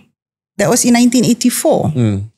So, and then and they were friends. And then in 1991, bila Daim left Menteri Kewangan, dia hand over to Anwar. And he was still teaching Anwar advice. And then Anwar selalu, masa we were living overseas, every few weeks, every few days, Anwar ditelefon. Bila lah hang nak balik? Pasal apa lah hang tak main ni? Hang kena tolong aku. Ada budget, ada policy, ada this thing. So, Daim was there to help Anwar Ibrahim. And I think Anwar Ibrahim was another project that Dr. Mahathir bagi kat Daim also, in a sense. Like, teach him. So, and Daim kalau you bagi kat dia satu kerja, dia nanti buat sampai habis and must do it well, kan? So, dia introduce Anwar to all his contacts overseas. He showed Anwar what are the levers of power kat Malaysia. Who do you need to know? What do you need to know? And he would give advice all the time. So, Anwar was always calling him back. Lebih daripada kawan. That's real mentorship. Yes. And even, I think, Mustafa Mohamad was telling, kata, kadang-kadang bila some files tu, Daim will ask Mustafa to show to Anwar and said, when these are the problems, this is how the solution, how to solve it. So, dia ajak lah. And then, but only one time dia kata, bila Anwar jadi Deputy Prime Minister, dia cakap kat Anwar, dia kata, you now Minister of Finance and Deputy Prime Minister. The Ministry of Finance is not a part-time job. He said, you need full-time concentration. You are now Deputy Prime Minister, you jalan sini, pisana sini. You have to give this up to somebody. Because, macam Daim dulu, malam pun dia, looking at the markets. And masa dia kata, I think it's not a part-time job. Masa tu Anwar melenting. And said, yeah, he was very angry. He think, I ingat hang seorang yang pandai ke? Tapi tu baru gaduh manja lah. Belum gaduh besar. They were still friends. So memang like Daim dengan him still had the relationship. And so Daim would help lah, whatever that he needed. The only problem Daim said to me was that in dealing with Anwar, dia kata Anwar tak suka baca. So dia kata Anwar tak suka baca. So reports you have to read, and you don't read just economic reports from Malaysia. You have to read geopolitical reports. What is happening satu dunia tu ada impact, because we are exporting economy also kan. So you have to know. And Daim sampai I think towards the last year, belum dia really sakit tu lah, he was reading all the economic reports, So that was one of the problems that he had lah, that he said doesn't read enough. But otherwise, anytime Anwar tanya, he'll be there, helping. Kita nak pergi ke Rapture ke je? Yeah, I think kita kena pergi ke Rapture now. Jun 1998. So specific the date.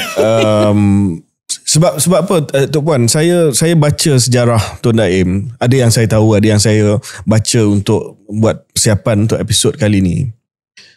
Saya nampak dia dipanggil oleh Tun Mahathir bila ada masalah. Betul. The first time ada kegawatan, dia dipanggil. Lepas tu bila semua dah elok, dia caw. Lepas tu Asian financial crisis. Dan saya boleh kata it was not just a financial crisis, it was a political crisis also. True. Sebab Rapture ni bukan hanya krisis kewangan dan krisis ekonomi. It was also a political crisis, which is the downfall of Datuk Seri Anwar. Betul. First round. Jun 1998, Tun Daim kembali, not first as finance minister, as menteri tugas-tugas khas. Betul.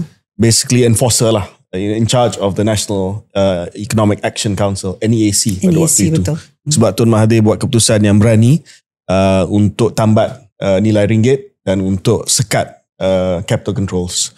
That Anwar didn't do lah. Anwar lebih kepada formula IMF pada masa itu. That was the intellectual policy disagreement that led to the fallout of the political side as well. For other reasons lah. For other reasons yang tak perlu kita sekarang. Sebelum kita pergi kat situ, what was he doing then? Where were you when he got the call? When Dr. Mahathir asked Tun Daim, Tun Dr. Mahathir asked Daim come back. Masa tu I think Daim buat NEAC first. Sebelum NEAC. Oh, this was before NEAC. Yeah. Before the crisis. What was he doing? Where were you? What was he doing? Daim went back to business. So masa tu he made the decision that he was not going to do business in Malaysia. Terlampau banyak soalan and then tuduhan lah, kroni ke apa tak tahu lah. So he didn't want to do. So we were in 91, 92, we were in US also. Daim was at the Kennedy School. I was at the law school.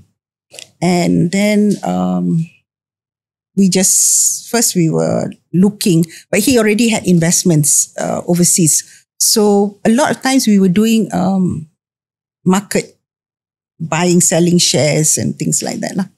And then after that we travel, then we also beli assets yang Daim always cheap assets you buy and then you sell, buy low, sell high kan. And then so he decided that because he was not going to do business in Malaysia, then we have to do business overseas. What is the thing that he loves so much? Banking. And Africa, apparently. That's right. And he loved Africa. Oh, he loved Africa. Yeah. So we went into Eastern Europe and then we went into Africa. But we went yang modal tu tak banyak sangat. Like macam Eastern Europe, masa tu you want to get a license is about 800,000 US kot. Tak sampai 1 million. And then when we went to Africa also, tak mahal. So we were opening banks everywhere. But macam like South Africa at that time, kalau you nak buka, it's 25 million US. So we don't go. It's too much. Kan? So we had, masa tu, banks kat Eastern Europe, banks in Africa, banks in Asia, banks, South America and North America we don't have. So the business was growing. And so we were doing business overseas. Mostly. And family life then? So bila Dr. Mahathir kata ask Daim to go back, I tak agree. I said no. I said Amir masa tu umur I think 2.5 years ke? Umur tak sampai 3 tahun. Amin was just umur 3 bulan. I said this is not the life that we wanted for this thing. We had a young family. Then so pi balik. And then Daim said to me, you know, when your nation calls on you, you cannot turn your back on your nation. I have to do it. So I said, okay, once they dah make the decision, then I said, okay lah. You know, that was the attitude. Like, it's a when your country need you kan, he said he cannot turn. And so at that stage tu, bukan saja to come over and do special functions and all that. But I think when Anwar was sacked, Tun Dr. Mahathir also offered Daim to become Deputy Prime Minister, take over. Daim said, no thank you, you know. And then I remember he was writing the letter, UMNO tradition, Vice President, from Deputy, then you've got 3 Vice President, you cannot tukar lah the tradition of UMNO, you have to keep it and all this lah. Nice letter tapi maksudnya no thank you lah.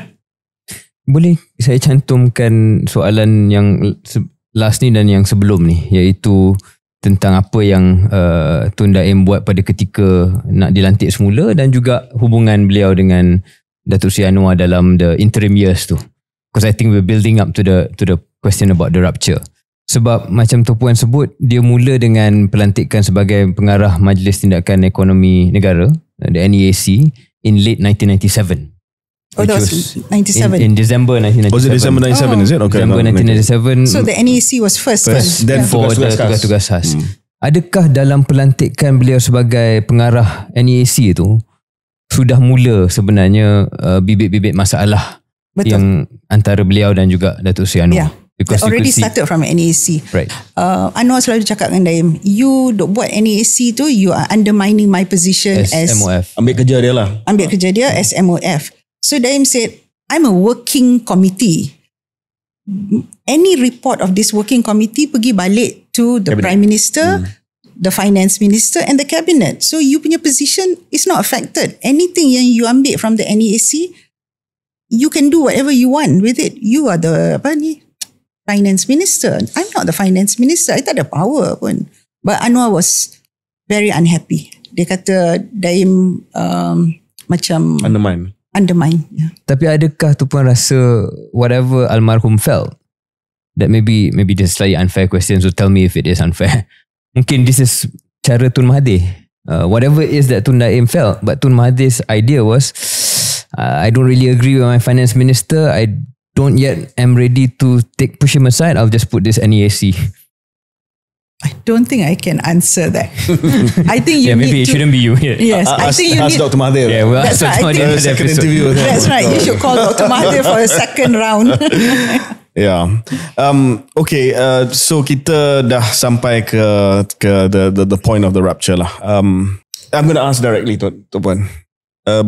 Was Tun Daim involved in the political advice to Tun Mahathir to sack Datuk Seri Anwar? No. Masa cerita pasal Anwar duk keluar tu kan, every time coming out, ada anything that Daim dengar, dia nanti telefon Anwar and say, you know, this Umi ke siapa ada surat and all that. They're good friends, so he would talk to it. And then bila all the stories, apa tu yang buku 50 dalil ya. 50 dalil keluar semua tu, Daim punya advice to Anwar is that this is politics, dia kata. Kalau politics, you lawan dalam political arena. You no need lah to buat police report lah and all this. You just let it be. You fight politics dengan politics. So Anwar said, tak boleh, saya kena defend myself and all this kind of thing. So bila and then I think it was, IGP Oh, Deputy IGP tu. Ibrahim no. Tak. Lorian Mai. No, dia brother dia tu actor tu. Oh ni Musa Hassan. Musa Hassan. Who's the actor? Jalaluddin Hassan. Oh really? And their father was a very famous TV ustaz. Yes. Back in the day. Yes. Sorry. Tak tahu. Banyak tak tahu. So all the reports were coming out, and then I think Dr. Mahathir sendiri panggil the Azizan, the driver lah, and all this lah. He because dia tak percaya, so he was calling all this. Daim did not know about it, but because Daim dengan Anwar still friends, and then Mahathir called Daim and said, I want to sack him. So Daim said, why? He said, morality. All those reasons lah. Yeah, morality is non-negotiable. So sorry, what was the question?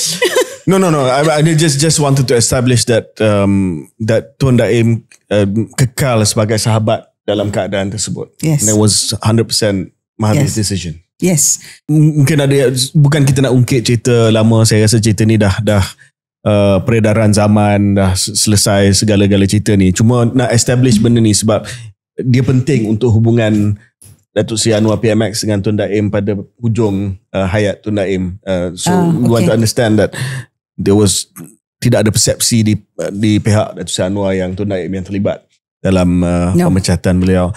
I'm going to shift. They were friends. No, can I interrupt? Yeah. They were friends. So in bila Anwar kena sack, dia said, Daim was a master conspirator. So bila you say Daim was a master conspirator, on the conspiracy of that level, of that extent punya conspiracy, you need a lot of funding or something. So the only person who was rich was Daim, right? So he said Daim funded the whole conspiracy. Satu. Secondly, dia tahu karakter Daim. You kata apalah pasal dia tak jawab balik. Dia tak balas balik. Dia tak, he won't fight back. Dia is like always, the philosophy is biak pi. Kadang-kadang I very hot biak pi ni kan. So biak pi.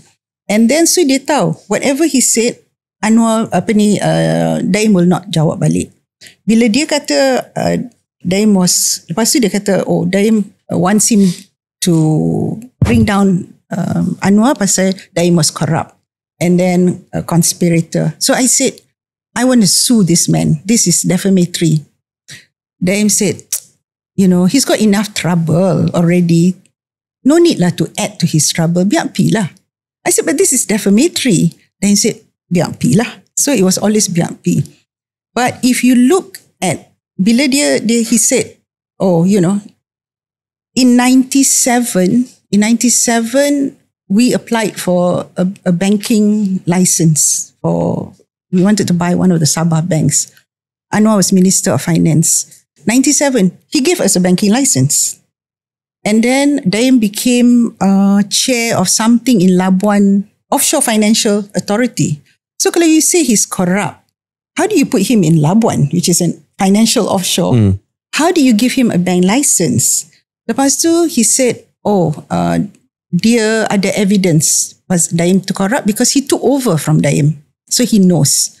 If you know, what do you do about it? You're the Deputy Prime Minister. You have this. And then after he was sacked, Izam Matno did a PC, kata ada 16 kotak evidence yang Daim punya wrongdoing. Sampai hari ni tak ada kotak. No, my question is this. If you have evidence and you keep evidence, it's a crime. Yeah. Yourself. Yeah. If you have evidence, obstruction of justice. Huh? Obstruction of justice. Thank you. Yes.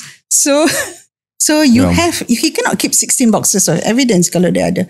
So yang I nak kata ni is in 1997 you bagi license kat dia, you put him in up to Labuan or whatever, and then 98 the moment you get sacked, dia corrupt, dia conspirator and all this. So it doesn't make sense to me. When Daim and when we were doing banking in all these 16 countries that we were doing banking is a very highly regulated business. It's not like kita import, export bubur bawang, put something else kat situ or whatever. So we went through all the regulatory bodies, the apa ni, well, you have to be highly regulated. And then after that, we listed it in the UK exchange. Again, you have to be regulated. So there was no issue masa tu about Daim punya integrity, source of funds. All these things was never questioned. Just to finish this part, Toh Puan, why do you think almarhum didn't try and convince Datuk Seri Anwar that dia bukan this master conspirator? Why did he biapi? Because it's Daim's character. But they were friends. Like, didn't he want to save the friendship in any way? You see, bila once Anwar started doing all these things, Daim punya attitude is, this was my friend, right? Why is he saying this about me? So I think he was, dia macam jauh hati. Terkilan, yeah, he was hurt. So kawan yang dia tolong, yang dia help masa Anwar lawan dengan Tun Dr, yeah. He campaign, all these kind of things kan. And then bila you are in trouble, suddenly I'm the bad guy. And then Daim's attitude is that don't complain, don't explain, don't complain. Yeah, that's dia punya attitude. So like leave it lah. So you tanya macam mana Daim punya friendship dengan Anwar, right? Bila Anwar was having all the legal issues, which firm was defending Anwar Ibrahim? But was it still Tun's firm? No, but this was his name. It's still Daim Engamani, right? Oh. So it was Daim Engamani that was defending Anwar Ibrahim. And then bila, I think after a few years, Daim nak jumpa Daim dengan Anwar, like I think Anwar wanted to see Daim. Tapi kalau you dalam penjara, only two groups of people boleh jumpa. One is your family and lawyer. So what did Daim do? Become a lawyer. Dia pergi balik, ambil dia punya, join balik Daim Engamani, ambil practicing cert dia balik. I think the last time he had the practicing cert was in 1970 kot. In 1920 berapa ke? Or 17 or 16 or 18, whatever lah. He took back his practicing cert and pergi jumpa Anwar in jail. Masuk keluar selalu jumpa Anwar in jail. Bila Anwar dah keluar from jail, Anwar used to come to the house. Malam lepas dinner, dia nanti sampai dah pukul 11. Or after his lunch, he will come at 3 o'clock and in and out of the house. Ni tahun berapa tu Pak? Ni bila dia dah came out from jail in... This is after 2018 lah. Yeah, Lepas kita jatuh. And this is the rapprochement between Tun Mahathir, Tun Daim and Anwar lah. The rapprochement. Right. Yes. Common enemy. Bosku. So, and then, and he also told Daim, he said, bila aku jadi Perdana Menteri, hang jangan duk pergi jalan mana. I want you to be my economic advisor. Oh, ni as recently as 2018 and above lah. Yeah, 2019 and all this lah. Things change. Toh Puan, kita akan break seketika dan kita akan pergi kepada fasa seterusnya, which was the next exit from government, and then of course everything that happened after 2018 lah.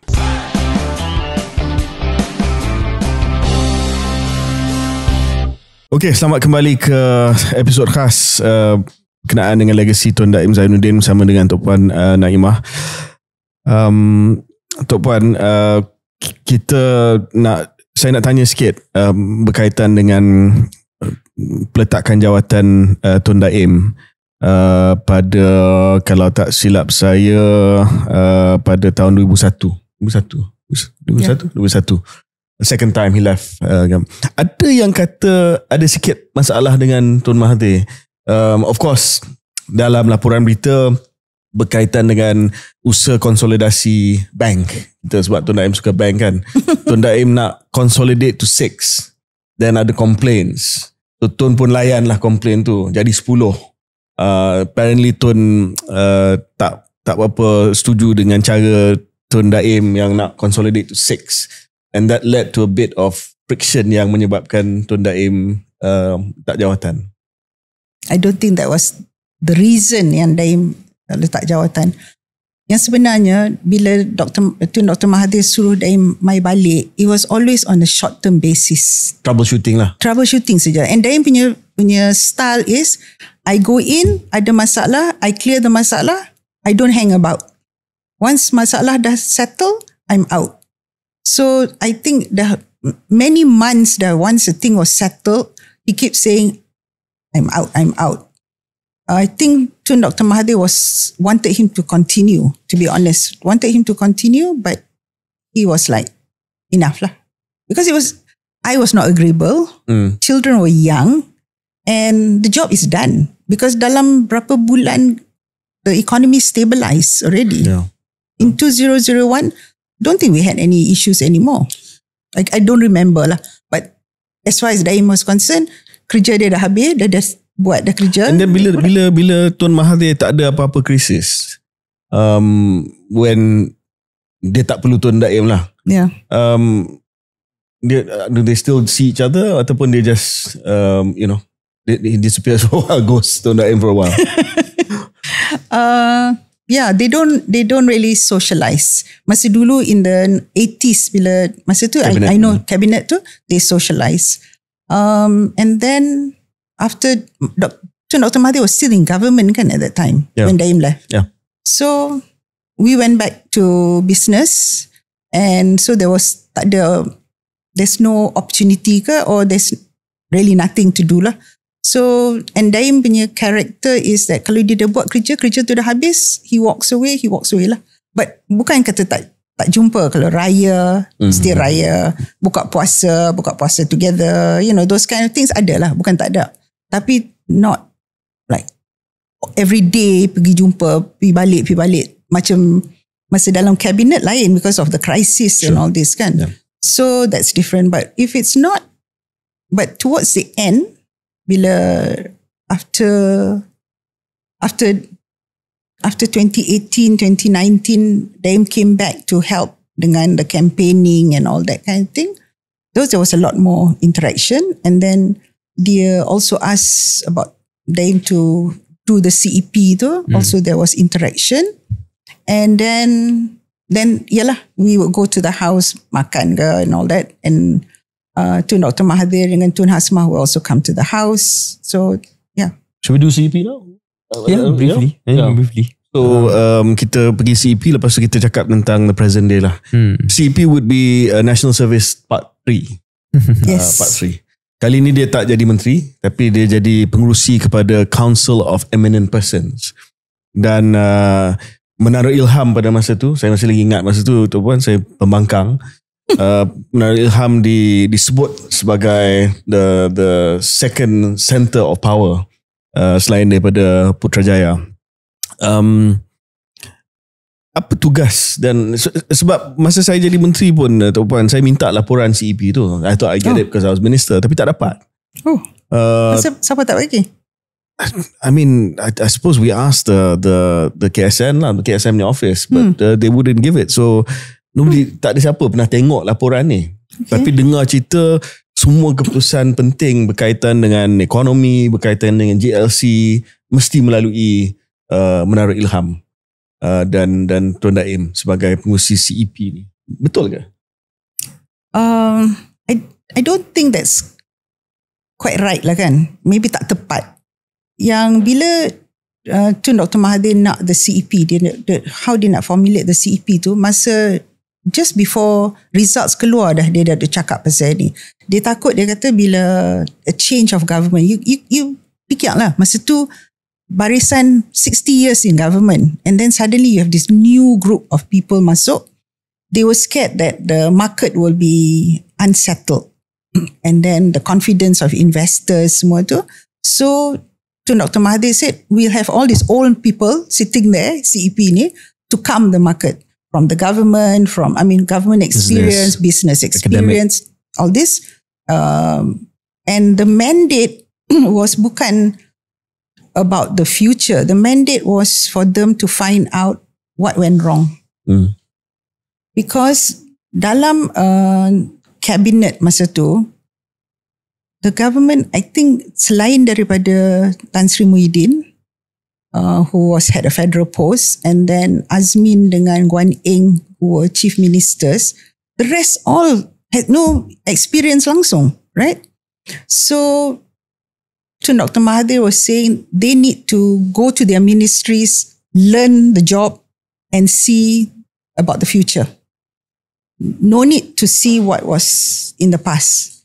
Ask the CEP to tengok apa yang the past, mana masalah dia, mana the problems in it, all that, and give a report.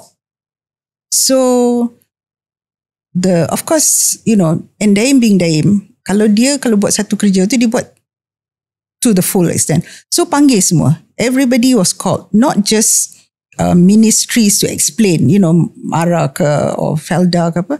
Dia panggil fishermen, dia tanya agriculture people, even Siti Nurhaliza pun panggil. Oh. Yeah, for the music, creative industry, thank you. And then the muftis and all that, so that they can have a full, complete picture of what happened.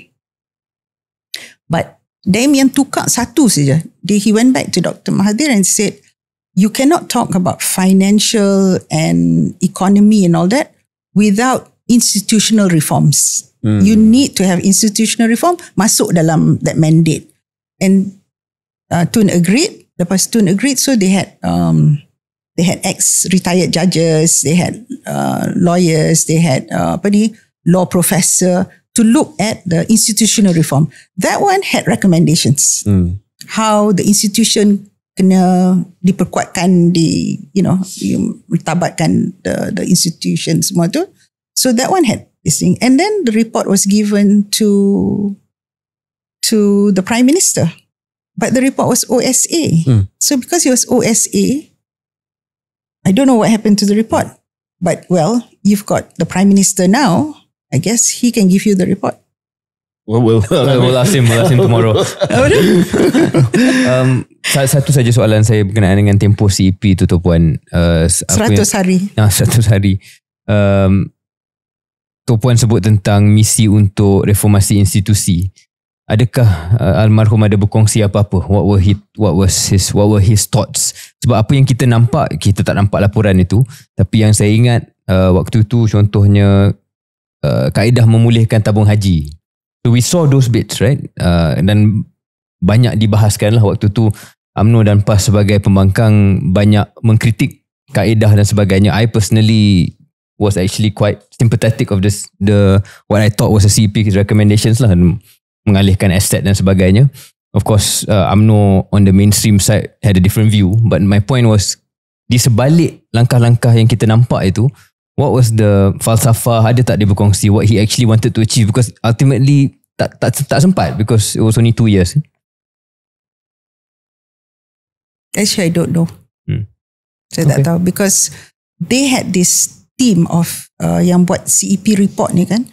A lot of them were seconded from government institutions, GLCs, from Petronas lah, from SAIM, Dabi. If you see them working, kan, you have great faith in the future of the country.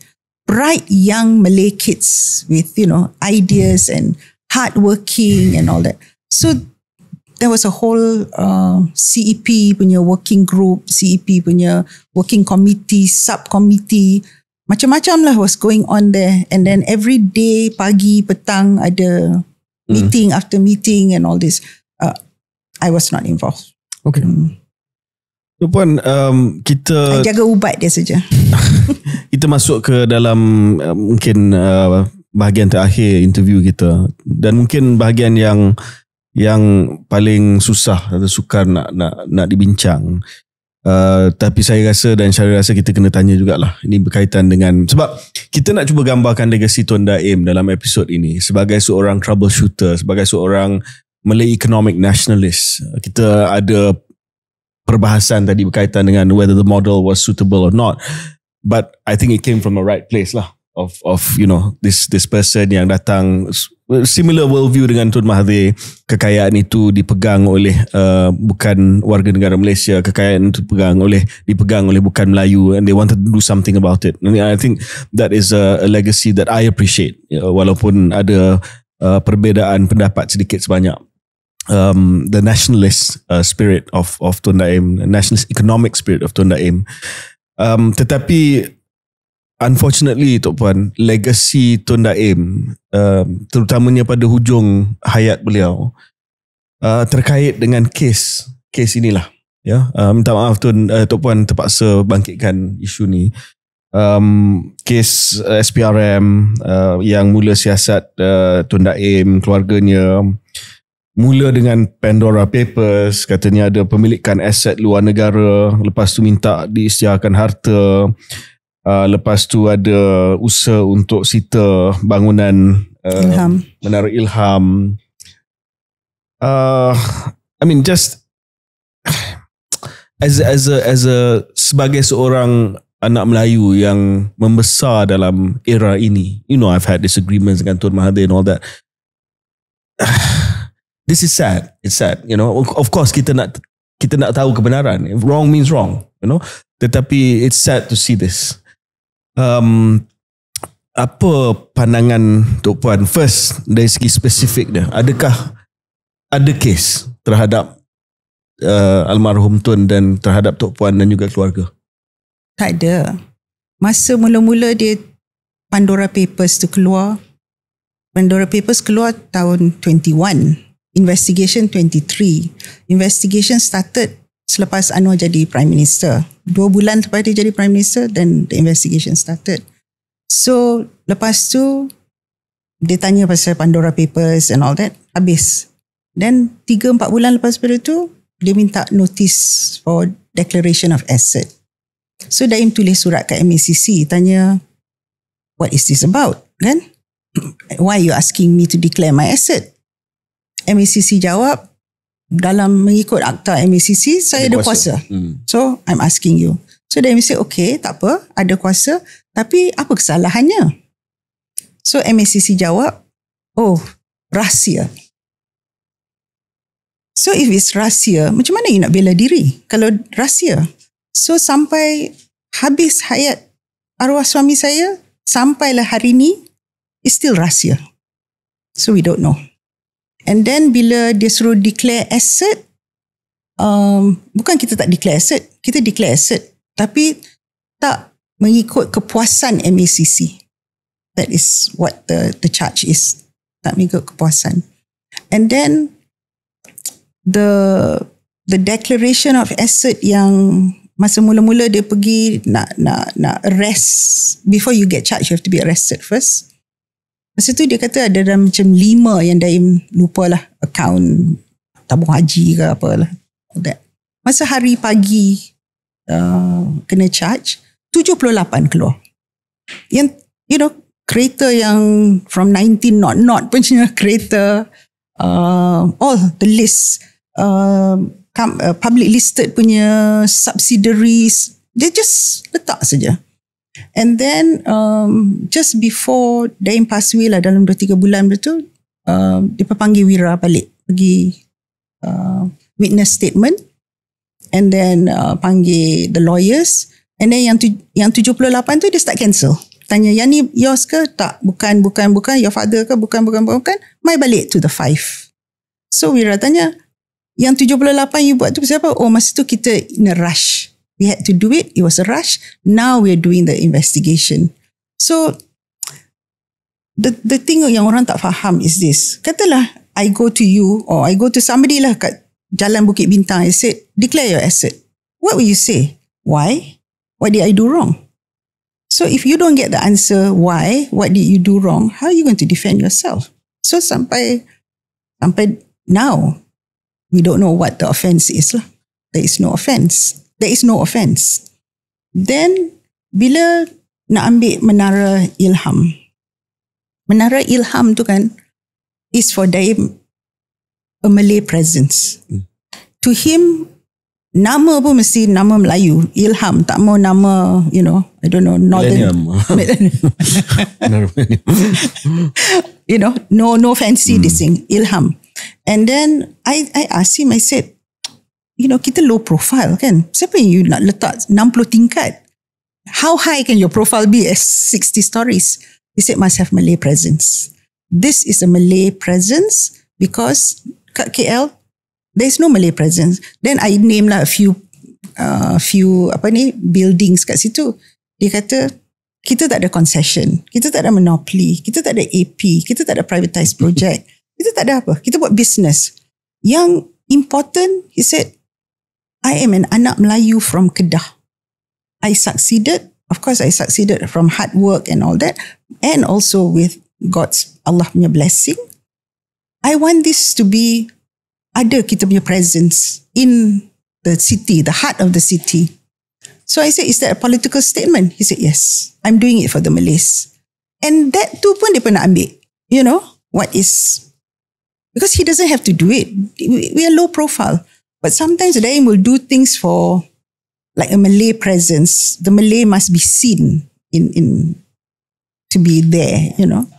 So in the case tu, I don't know why that Daim dah meninggal pun, you know. And then masa kat Mahkamah pun, Mahkamah dah acquit him.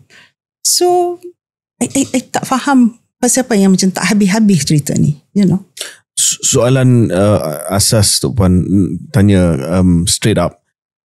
Segala aset yang dikatakan SPRM telah bukukan, contohnya 132 juta di London dan sedang menjejaki aset di 11 negara, Singapura, Amerika Syarikat, Jepun, Jersey Islands, UK dan sebagainya, yang dikatakan 3 bilion. Adakah itu benar? Dan kalau benar, adakah itu semua aset that have been legitimately and legally bought, accumulated? Number one, all these figures came from MECC, SPRM. I don't know where the figures come from. Satu hari saya kata kat Amir, I think one day kita kena duduk ambil all these figures yang SPRM ni, kita kena add tengok berapa, because we don't know where these figures come from. Of course, it is legitimate because we've always been doing business overseas. And our business are open, bukan tersembunyi. I mean, if you list your companies in the UK exchange, that is not hiding, that is not illegal, that's not illicit. So, yeah, all our businesses are legitimate. The problem is we are being tried by media. Sebenarnya, it's, you know, perbicaraan in public sphere, not in the legal sphere. Daim kan, in the last year of his life, when all these things was happening, he was very calm. He was very cool. He was calm. I think iman dia kuat lagi, you know, like, because I was hot. And then he said, it's okay. Number satu, he said, kadang-kadang bila Allah uji, kita orang yang terpilih. Because then, kita lebih dekat dengan Allah. You know, kita semayang lebih, doa lebih, zikir lebih. So, no issue. And then secondly, dia kata, he's okay. Because he said, we know the truth. Allah knows the truth. And then the truth will come out. So, no issue about it. So, he was okay with it. Toh Puan, kita dah ambil masa yang cukup panjang bercakap banyak tentang legasi arwah, and I'm sure we'll continue a bit more towards the end. Tapi sebenarnya jawapan akhir Toh Puan tu membawa saya pada soalan berbeza sendiri sikit. I want to ask about you. Sebab Toh Puan cerita tentang tahun akhir almarhum, bagaimana arwah sabar dan tabah dan sebagainya. Saya nak tanya tentang Toh Puan sendiri. How you manage that final year of his life?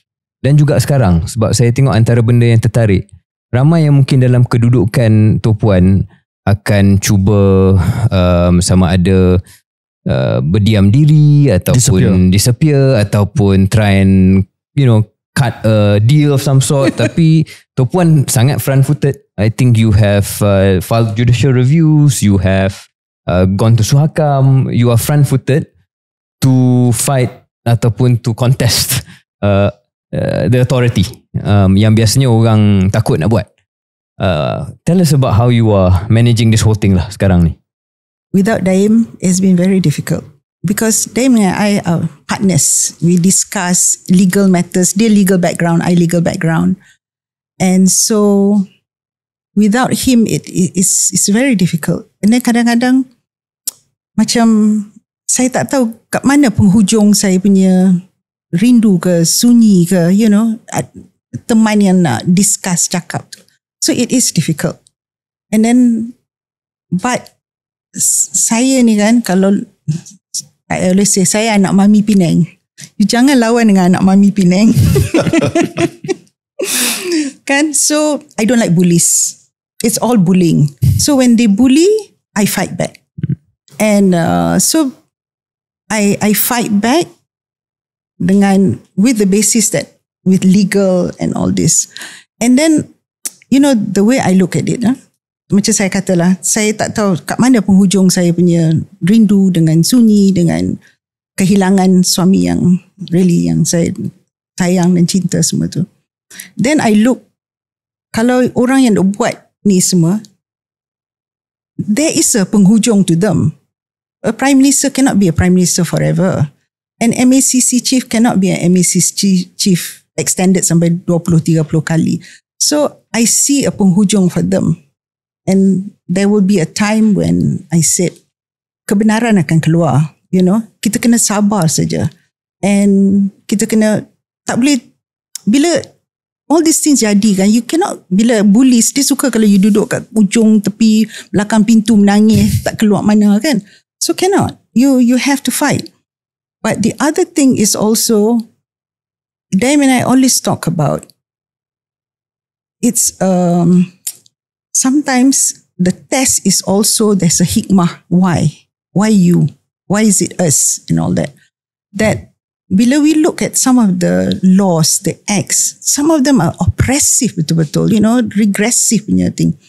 And so we fight. Maybe orang yang lain yang tak ada resources ke, lawyers ke, but we fight and maybe we might change. That's why I pergi Suhakam, IPCC, because maybe out of kita punya my problems dengan Daim punya problems and all that, there might be some good that comes out for all Malaysians yang tak boleh lawan. Banyak orang nak lawan tapi tak boleh lawan kan. So, I lawan lah. Tok Puan, saya nak kaitkan balik kepada cerita Tun dan Datuk Seri Anwar lah, yang kita sebut tadi, that I said will be relevant in the later conversation on this episode. So kalau dah ada rapprochement pada tahun 2018 sebab ada common agenda nak jatuhkan kami dan bos kami pada masa tu. Yalah. Okay. It is what it is, right? Then kenapa, sebab apa yang Tok Puan cuba sampaikan adalah, for you, this is really a witch hunt against your husband, against yourself, and against your family. Apa yang terjadi daripada rapprochement dah mula buat baik sampai PMX kata kalau saya jadi Perdana Menteri nanti you be my advisor, to the situation that we are in today. Dan takkanlah pada penghujung hayatnya Tun Daim yang Tok Puan sendiri kata falsafah biak pi ni, tetapi bila dah melibatkan Tok Puan, dah melibatkan anak-anak dia, he didn't lift the phone up and say, hey Anwar, what's going on here? I asked him, I said, does it, if you talk to him, maybe can it make a difference? He said cannot. Because dia kata, bila you pergi cakap dengan Anwar, apa dia kata with you in the room, and apa he will say outside the room, you have no control. So Daim said, I go and talk to him. He said, okay, no problem. And then dia keluar kat outside there on some ceramah and say, oh, Daim datang menangis, minta maaf and all that. Tapi saya kata tak boleh, you amanah sakau kena bagi balik. So you cannot, you have no control over that. So he said, you cannot deal with Anwar Ibrahim. So he didn't. And then he said, satu saja yang dia rasa macam, I don't know whether terkilan is the right word lah. Tapi dia kata, katalah betul Anwar marah kat dia konspirasi lah apa semua. Jatuhkan all this lah. Katakanlah if it's betul. He said, but we never touch his wife. We never touch his children. It's political. Daim said, his fight is with me. So yang dikait dengan anak, dengan bini, it's like, what is this? So that is the only part yang Daim was telling lah that he didn't like. But at the same time, I mean, we have lawyers, we fight. Legal is a legal battle, we fight the legal battle. So Daim punya philosophy is whatever. And always is like, yang mustahak, dia kata kita know the truth, Allah knows the truth. That's very important. Of course, KJ dengan Toh Puan, yang side Datuk Seri Anwar akan katakan tidak langsung ada bukti lah bahawa Datuk Seri Anwar yang orchestrate benda ni. We have to say that. Betul. In all fairness lah. Of course they will claim that, and then people can believe what they want to believe. Sure. Toh Puan, I just want to follow up on my question about you and how you're doing. Can I stop? Yeah. You see, masa up to 2020, 21, Anwar was still up to before the fall of the PH government. Anwar dengan Daim ada banyak still interaction. Kadang-kadang bila dia cakap something in public and said whatever lah about Daim, then bila dia jumpa Daim, dia kata, you tahulah, I ni kena cakap because it's politics, but you know it's nothing, right? It's politics. And then dia cakap ke Amir, come and work with masa elections 2022 punya election, come and work with uncle, we are family friends, work together, join the party and all that. And then masa dalam ceramah dia kata kalau Daim dia jadi Perdana Menteri, Daim will have sleepless nights. So, but then he said this is just political talk. The day that he won, masa during election campaigning, he was still in touch with Amir. Masa the day that he won, Amir said, congratulations uncle. The whole communication finished. Toh Puan, saya nak membina atas soalan asal saya tadilah tentang Toh Puan sendiri and how you're feeling now, dan saya secara peribadi menghormati and I admire your tenacity. Thank you. To, like you say, anak mami to fight back when you feel injustice has been visited upon you. Maybe soalan saya lebih broader lah, lebih luas. Apa perasaan Toh Puan? What does it say about our society apabila kekayaan ini, dan KJ mungkin sentuh sikit lah soal semangat Melayu dan rasa sedih bila benda ni dijadikan satu benda yang di akhir hayat seorang tokoh. But what does it say about society, masyarakat kita, di mana kekayaan itu kadang-kala automatik akan dilihat sebagai benda yang negatif, dan bukannya legasi yang diraikan tentang macam mana Tun Daim datang daripada Kedah dan made it in life, but the immediate response is he must be corrupt. Yeah, it's true what you're saying. But I think the subtext is racist. There's a racism. Kadang-kadang orang Melayu juga yang rasa macam tu. But still, kalau Melayu yang kaya, maknanya korup, Rasuah, curi, Sakau, rasuah. Yeah. Tapi kalau orang lain yang kaya, hardworking, pandai. So the subtext is racist. And Daim punya legacy ke apa, I think he wasn't too bothered about this legacy thing.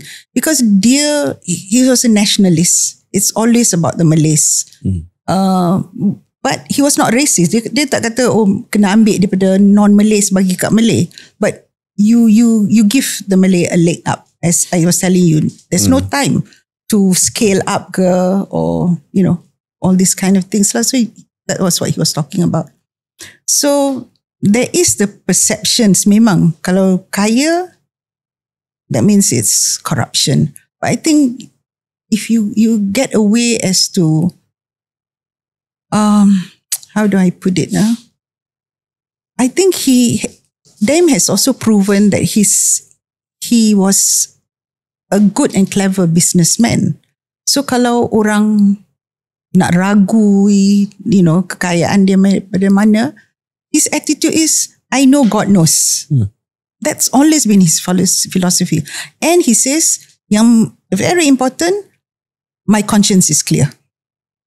That is very important to him. So sometimes I think, but I am the one yang marah, it's like, kadang-kadang kan bila dia tak apa kan, hot betul. It's like, I nak sue satu dunia kan.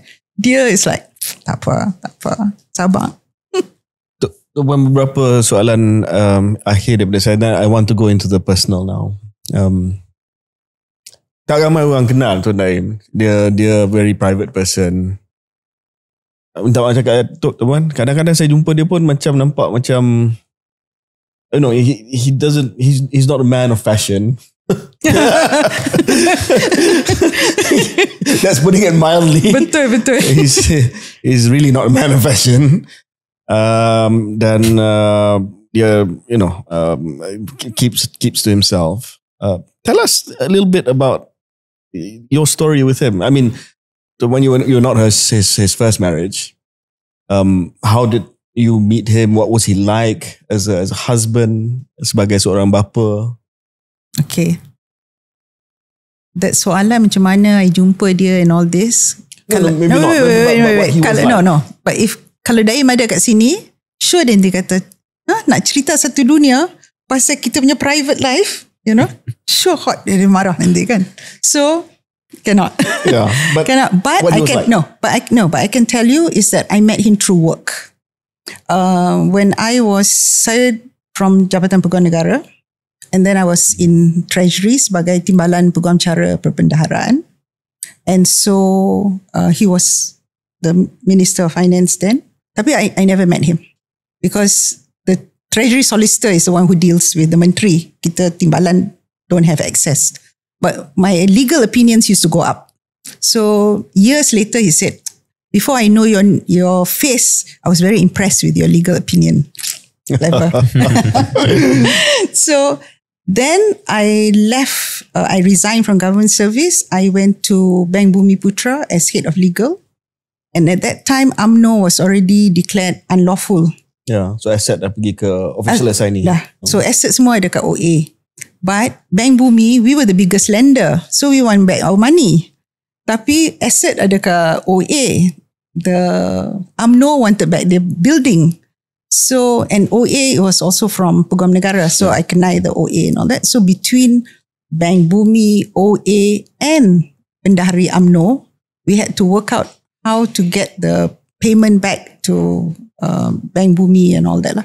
So that's how I met him through UMNO lah. You punya asset.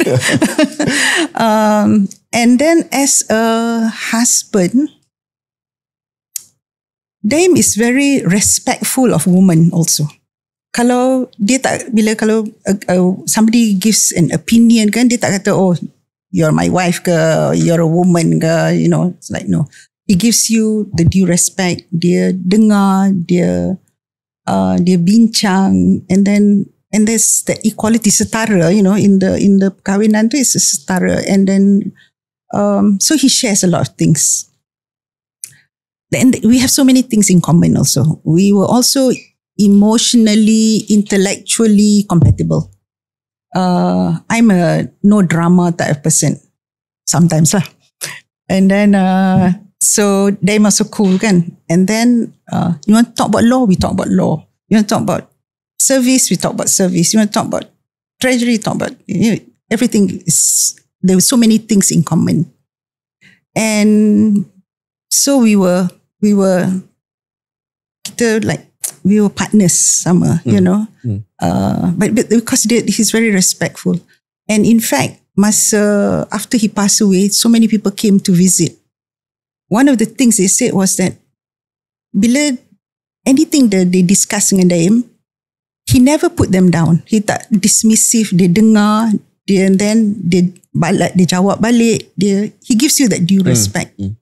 He never put people down. He never say, oh, you budak muda, I makan garam lebih, you keep quiet, you know.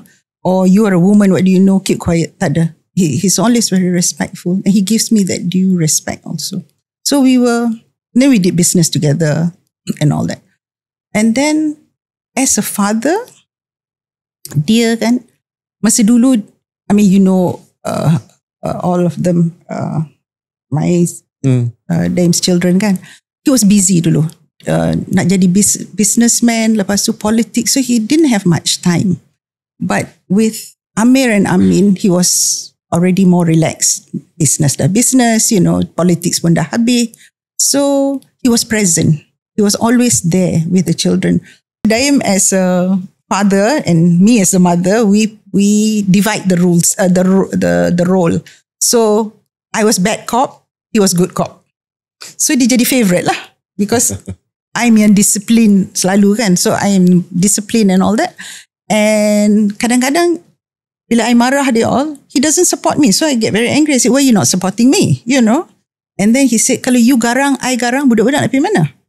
So at least you garang, then they can come and complain to me, and then I will explain to them why you are saying this, pasal apa ni, in a calm manner and not in a marah-marah manner, you know. So it was always, we were a partner in that, even dengan the way the children are. And so, tapi kadang-kadang bila dia bertanya, dia kata, ask your mother lah. Certain rules. Makan tengah hari, makan malam, makan kat rumah. Family. But then semua budak-budak kena khatam Quran before 11 years old or something. Semua khatam Quran. And then malam Maghrib semayang berjemaah. Then hari Khamis malam Jumaat semua baca Yasin. So these are important thing. But he was also present. He is the one yang ajak mereka how to swim, because I cannot swim. And then I just can't picture him swimming. Yeah, he put them in the pool and teach them how to swim. He taught them how to ride a bicycle. And then yang ni I tak tahu, but he used to take them kat car park dekat dengan tennis stadium tu and teach them how to drive a car. So that one they didn't tell me lah. So he was always present. And then because he was, I think, older, calmer and all that, so there was a lot of philosophy that was given to them. Like, very important, he says, 2 things you must remember. You must have clarity of thought. How you think, you must have clarity of thought. Secondly, you must have clarity as to your moral values. Purpose. Your moral values are right, your compass is straight, you don't have a problem. Then he would cerita lah pasal his mother, katanya. Mother dia dulu tengok dia, Daim nanti dapat pocket money. So every day dia ambil duit pocket money tu, dia simpan dalam tabung. Then dia minta sister dia buat kat dia food, bawa ke this thing. So he never bring the money. So one day mother dia kata kat dia, "My Daim, buka tangan." So the mother put skupang lah, 10 sen kat tu, and suruh tutup. Said, bila you tutup ni kan, this money you will never lose because the money is there. You will always have this money, dia kata. Tapi you buka. Bila buka, the mother put in. Dia kata bila you buka tangan tu, lebih rezeki boleh masuk. So never be tight-fisted. Open up, and share. And then more money will come in. So these are the lessons lah that he will tell the children. And then the mother will say, always bring money. Mana lagi tahu you jalan nak pergi market tu, tengok tu ada one elephant for sale for 10 cents. And you don't have 10 cents. But that part, he never followed his mother's advice because tak pernah bawa duit. He never has money around. And one night too, he phoned me and he said, "Can you come and rescue me? I'm in front of a toll. I got no money. I got no touch and go. I don't have anything." And I kena pergi cari dia tak kat mana tu. So, but these are the stories that he would tell the children about. And then of course, religion. He was very religious, about semayang and all these things lah. So, yeah, he was a present father. He was a good husband and a present father. No, terima kasih sangat berkongsi those tender moments. I think that's very important for people to know. Again, saya juga berminat tentang Toh Puan. I feel like you obviously you're more than just Arwah's wife, right? Or widow. You're more than just his partner. You are in your own right someone who's accomplished. Dan sekarang ni saya nak tanya tentang now, right? This stage in your life. What do you hope to achieve? Is it so much of it tentang mempertahankan legasi arwah, or is there a particular project in mind that you have for yourself dan juga keluarga? Actually kan, after Daim pass away, you start thinking about life and death. Mortality, berapa lama you ada. So for this moment, I don't know. Yang mana hayat saya pendek ke panjang ke. Tapi selagi saya ada hayat dalam badan saya ni, I will defend my husband's legacy because it is unfair what was done to Daim dengan dia punya reputation. This was a man who sacrificed so much for the nation. Bila panggil saja, dia tak think twice. He tolong buat kerja, balik. And then Daim is not the kind of person who, even kekayaan dia, also very quiet because dia bukan orang yang berdiri atas pentas and say, saya lah ni, saya yang buat ni, saya kaya, saya pandai, saya tolong, saya. No. Everything was, because he's low key, dia tak show off, dia tak menunjuk. And then we live a very, very simple life. We are not, I don't know lah, as you can see from his fashion, I try to change, dia tak boleh change, dan dia pakai baju yang tak tahu apa ke. And kadang-kadang I will say, look, bila you keluar like this, orang nanti kata, bini you tak tahu bagi jaga baju tak betul and all that. He will say, okay. And then, dia pergi mana ke, dia nak pergi, and then time to semayang, waktu solat tu, he will masuk pergi ambil semayang, dia keluar, dia roll up dia punya pants, satu 6 inch above, satu 2 inch above, sengit semua, and I feel like, he says, no, it's okay. So he just doesn't care about this material trappings of life, So he's very simple. I am also very simple. I am not the kind of person who go for facial lah, massage lah, apa semua. Kau tak tahan 2 jam duduk. I'm a must do things kan, so cannot. So we live a very simple life, but apa jadi to him, I thought was unfair. This is not the kind of ending that he deserved. He deserved more than this. And dulu bila MACC punya pegawai datang and all that, saya minta maaf lah, this is, under arahan, whatever. I always say, Melayu kan, selalu orang kata Melayu bodoh, Melayu lazy, Melayu macam-macam. I said, this is an example of a successful Malay. You patut bawa dia ke sekolah, tunjuk macam mana a Malay man deal. And then, dia bukan, dulu dia kata dia tak mau jadi jago kampung daripada Kedah to Alus to KL saja. And then, bila finish his this thing, he went on the world stage. Dia jadi jago bukan jago kampung, on the international. He's a Malay man, who had banks, rangkaian banks through the world. Get it listed. He is somebody that the Malays should be very proud of. So I think that for me, selagi saya boleh, I want to preserve that legacy of Daim Zainuddin. I think that he was somebody that the Malays should look and be proud of. On that point, maybe we conclude here. Tapi point last Toh Puan tu about the international business, I think partly also because of the network yang Tun telah pun membina sewaktu dia dalam kerajaan. From what I know, no, it's he was able to walk into President's office, Prime Minister's office, especially in the global South, and Eastern Europe, where he did business. So, I think this was not just any run-of-the-mill guy. Yeah.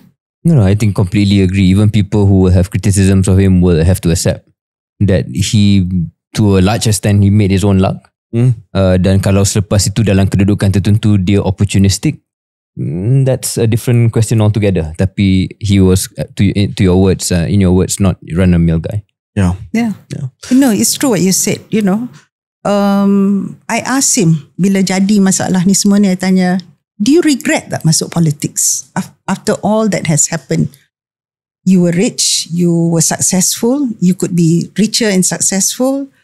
So you regret that because of politics yang jadi ni kan?